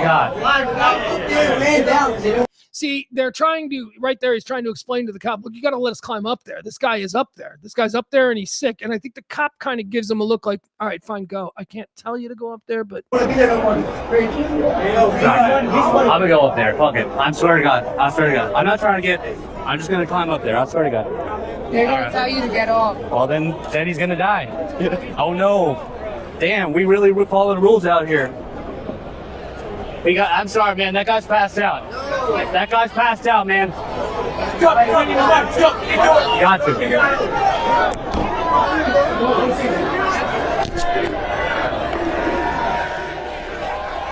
Come on, man. Yo, bro. You gotta get up, bro. Look at that crowd. I mean, this is happening in the middle of that crowd. You gotta get up, bro. You gotta get up. Hey, man. To say nothing of the fact that this looks like a Dave Chappelle character. This looks like a Dave Chappelle character from the late 90s. You gotta get up, bro. You gotta get up, bro.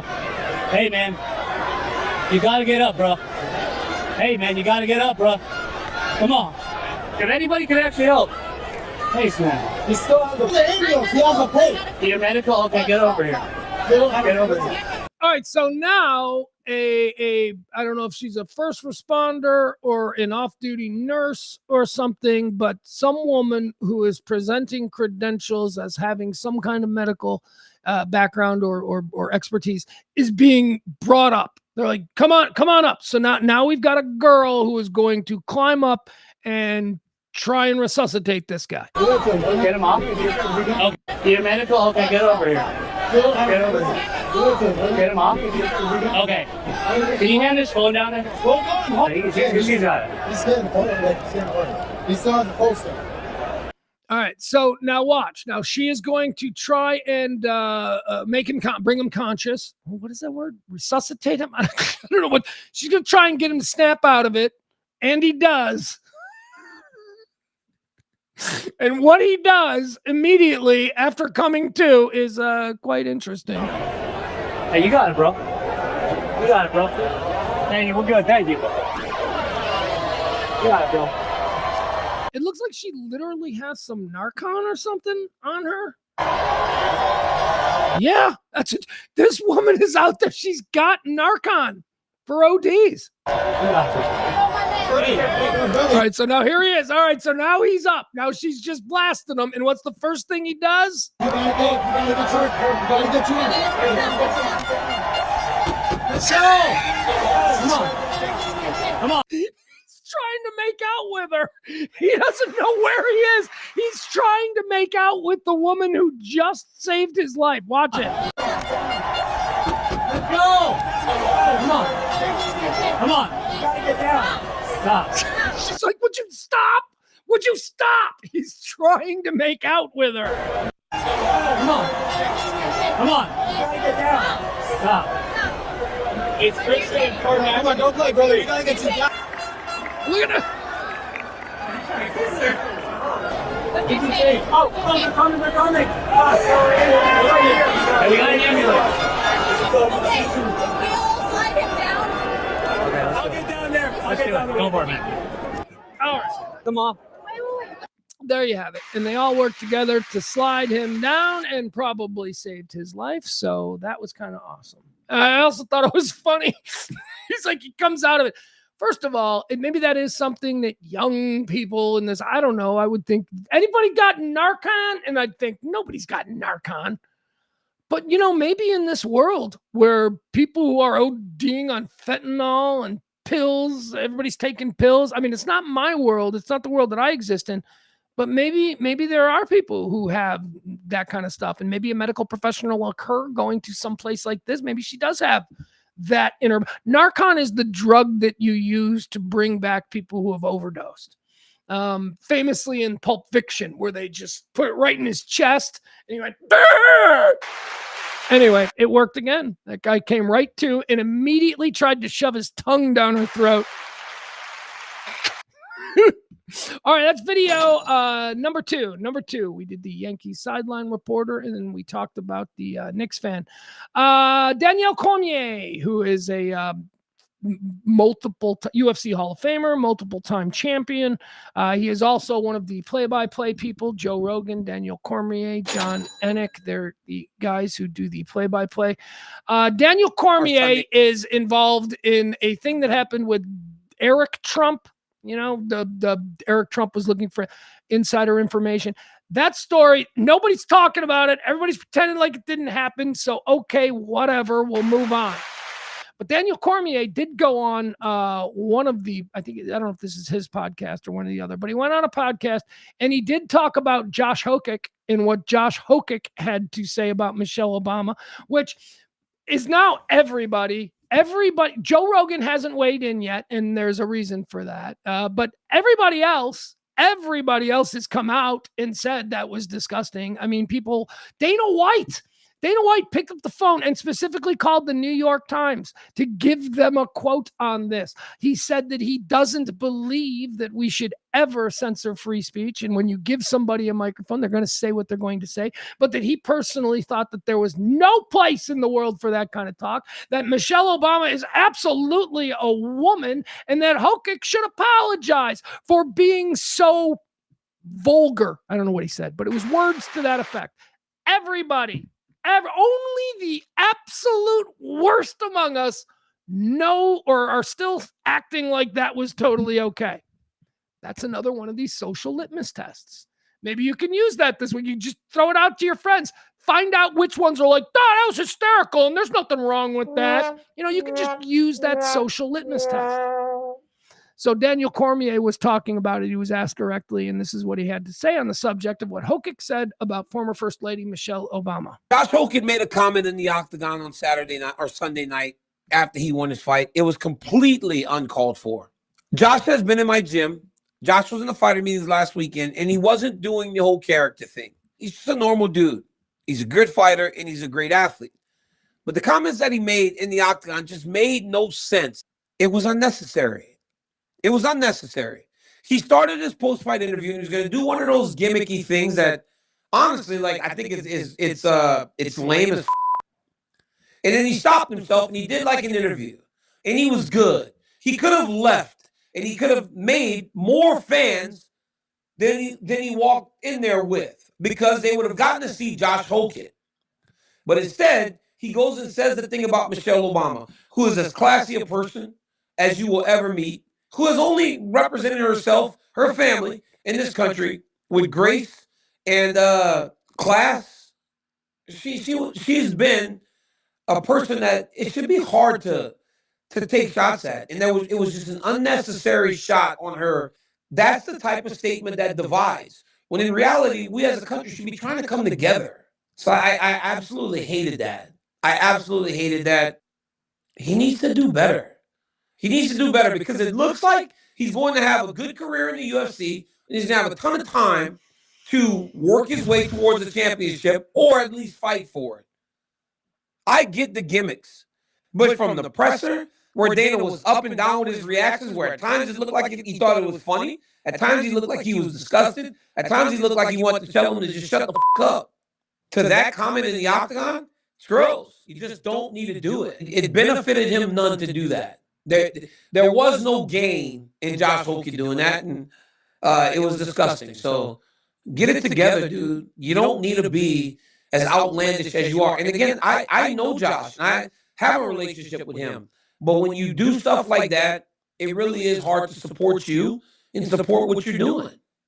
And that's me. All right, there you have it. That's DC, who was there on the call, not in the ring. Joe was in the ring and handed him the microphone, but DC was there on the call, weighing in on the Josh Hokic Michelle Obama slur. I thought that was interesting. I like DC. I really like DC. I've always liked DC, and that's why I was so mad with the whole Eric Trump thing, where it seems like he crumbled. If you're unfamiliar with that story, go look at it. But anyway, there you have it. Daniel Cormier talking. Oh, you know, the issue, he was right about one thing when he said it was unnecessary. It was bad. It was bad. It's so bad for Hokic's brand. For MMA doesn't want to be a fringe sport anymore. MMA and Endeavor, who purchased MMA from Zuffa. Endeavor is that Ari Emanuel? I don't know if Endeavor is Ari Emanuel, but Endeavor is one of the largest talent companies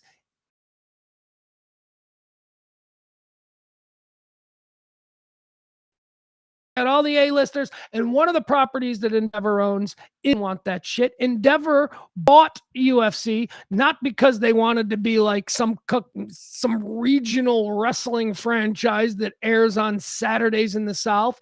Endeavor bought the UFC because they believe over the next 25, 50 years that it could rival the NFL or the NBA or Major League Baseball as being a foundational sport in the United States. That's why they're involved. This kind of shit that Hokic doesn't help that. It doesn't help the growth.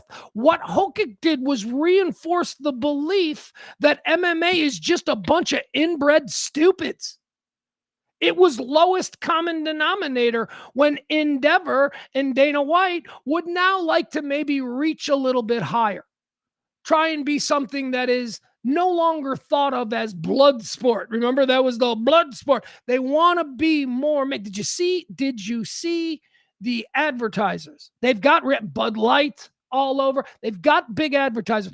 Do you think that the people who run those advertising accounts for the UFC didn't get phone calls on Monday from people who run Bud Light's account saying, what the fuck was that? And if we ever see that again, we are pulling Bud Light. That's the kind of shit. That's the reality of these things. That's what happens 12 hours later. It's not just Josh Hokic owning the libs by saying something stupid. No, he did something that I think is going to seriously affect his trajectory in the sport. I don't know that Josh Hokic is ever going to get any high-paying endorsements. Not after that. And I certainly don't think that Dana White is now going to fast-track Josh fight. No, I bet you his career is going to be stagnated because that is not something that Dana White wanted, which is why he reached out to the New York Times and issued a statement almost immediately. That's bad for the brand. That only appeals to the absolute worst. And guess what?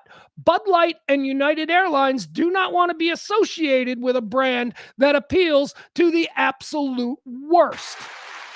So that's sort of the 30,000-foot view of that whole thing. Now, in the moment, I am sure that Josh Hokick feels like a superstar on his Twitter account. I'm sure his Twitter account is filled with, a few thousand followers who think that's cool. Unfortunately, United Airlines doesn't want to reach those miscreants. So, it was bad business. It was bad for the brand. It was stupid and it was short-sighted for a guy who I feel just like DC, for a guy who I think could be heavyweight champion. I just don't see him getting the shot now. I don't see him. I see his career being stagnated.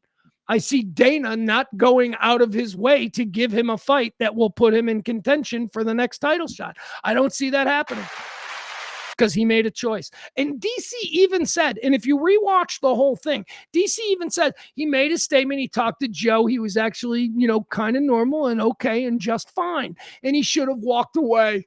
But no, then he took the mic and he went, ah! And he did what he will always be branded as. Maybe he's okay with it. Maybe he doesn't see himself as being, this elder statesman of the sport who goes into the Hall of Fame and can make, a couple of $1 million a year for the next few years and then live very comfortably in retirement. Like guys like Randy Couture have been able to do, Chuck Liddell has been able to do. I mean, there are guys who, maybe that doesn't interest him. Maybe he just wants to be a dumb fucking hillbilly who's really popular in wherever the fuck it is that he lives. That's good enough for him. And if it is, then he's a hero to those people. But if I'm his agent, his manager, or anybody that's in charge of aligning him with brands and getting him some income from that stuff, I am fucked. I don't know what I'm supposed to do now. All right, DC talking about the Josh Hokick thing. Support the First Amendment, man. Say whatever you want, but accept the blowback. I mean, we can say whatever we want. As long as we're willing to accept the blowback. Oh, and by the way, I hate that. Oh, you can't punish him for that because free speech. No, that's exactly what free speech is. If he says he's free to say whatever ignorant shit he wants, and I'm free to react to him saying the ignorant shit in any way I want. So if you think you can quiet me for commenting on his free use of the First Amendment, fuck off. It works both ways. First Amendment, once again, needs to be explained to people. The First Amendment only covers the government's right to prosecute you for using speech in a way they disagree with. That's it. That's all. The First Amendment says that you can't go to jail for saying something the president doesn't like. Yet nobody seems to know that. Everybody seems to think, I'm on Twitter. You can't tell me I can't say that First Amendment. No, not the same thing. Doesn't work that way, stupid. All right, let's go into our final segment of the day. We call it Can't Beat Fun at the Old Ballpark. Ballpark is right, but I'm telling you, you can absolutely beat this fun. This, again, happened last night during the White Sox-Yankees game. There in the Bronx. Oh, my God. All right, so Can't Beat Fun at the Old Ballpark is a little segment where I like to play a piece of video, and we talk about something that's fun usually. Look at that. Look at that guy. He gave the ball to the girl. Look at that little boy. He caught his first ball at a game. Those kinds of things. Not here. Oh, God. Oh, God. Gentlemen. Now, ladies, you're not going to be affected by this at all, but gentlemen, I need you to pay particularly close attention to what happened to Jazz Chisholm, New York Yankees infielder, last night during the White Sox-Yankees game. Oh, my God. Falls under the category of Can't Beat Fun at the Old Ballpark for somebody, but certainly not for Jazz Chisholm. Again, let's watch this. Of course, we've seen similar situations to this, but I have never seen it like this. Can't Beat Fun at the Old Ballpark. Here is Jazz Chisholm, New York Yankees infielder, up at the plate. Sean Burke is pitching. Let's pick it up from there. And breaking ball fouled off of Chisholm. He felt that one. Remember, Jez fouled a ball off his foot last night. I don't know where he fouled this one off. And Okay, we know where he fouled that ball off. They're going to slow it down, and they're going to show it, and then the camera is going to stay on poor Jazz Chisholm, who we know exactly what the process is. Okay, first thing that happens is you get hit. You don't feel anything. Within the first 3 seconds, you don't feel anything other than oh my God, I got hit in the nuts. Then, because it's happened before, we go, all right, shit, we got to prepare. All right, let's prepare. Let's take a couple of seconds here because this is going to be an immense wave of pain that is going to, oh, here it comes. Oh, here. It's delayed. I don't know if women understand that, right? Or am I just an alien? But every time I get kicked in the nuts, it's delayed by about 15 seconds. And that's what he's experiencing right here. He knows that he has just taken a foul-tipped ball directly to the gonads, and he's not going to pretend like nothing. He knows it's building. Let's watch him go through this. Guys, we've all seen it. We've all been here. Let's watch. He's a hero, Jazz Chisholm. By the way, also, fun fact, he's not wearing a cup.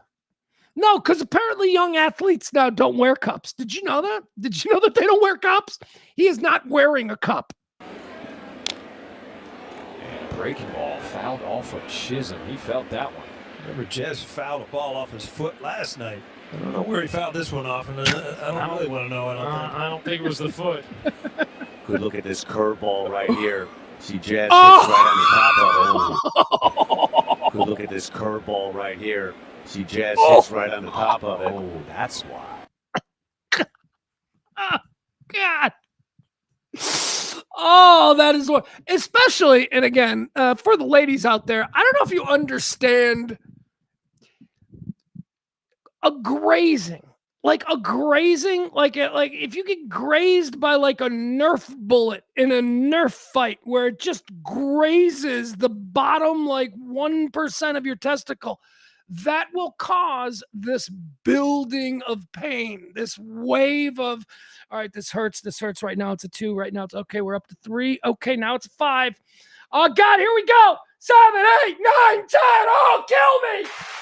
That's how it works. And that's what Jazz Chisholm is going through right here on TV in front of everyone. We're just going to watch and let it play out here. Went on for a good 5-10 minutes. They let this dude recover, and then he left the game and never came back.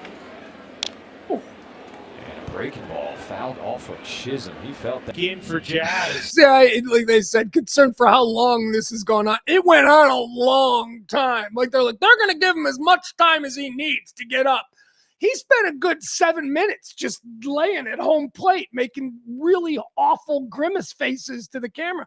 I felt so bad for him. I bet he's a great player. He's a great young infielder. Not even young, right? He's been around for a while. It's his second team at least. Tampa, right? And then where he started, or Florida. I don't know. Somewhere in Florida. It doesn't matter. He's a great player. And this was just such a rough watch. All right. Jazz Chisholm.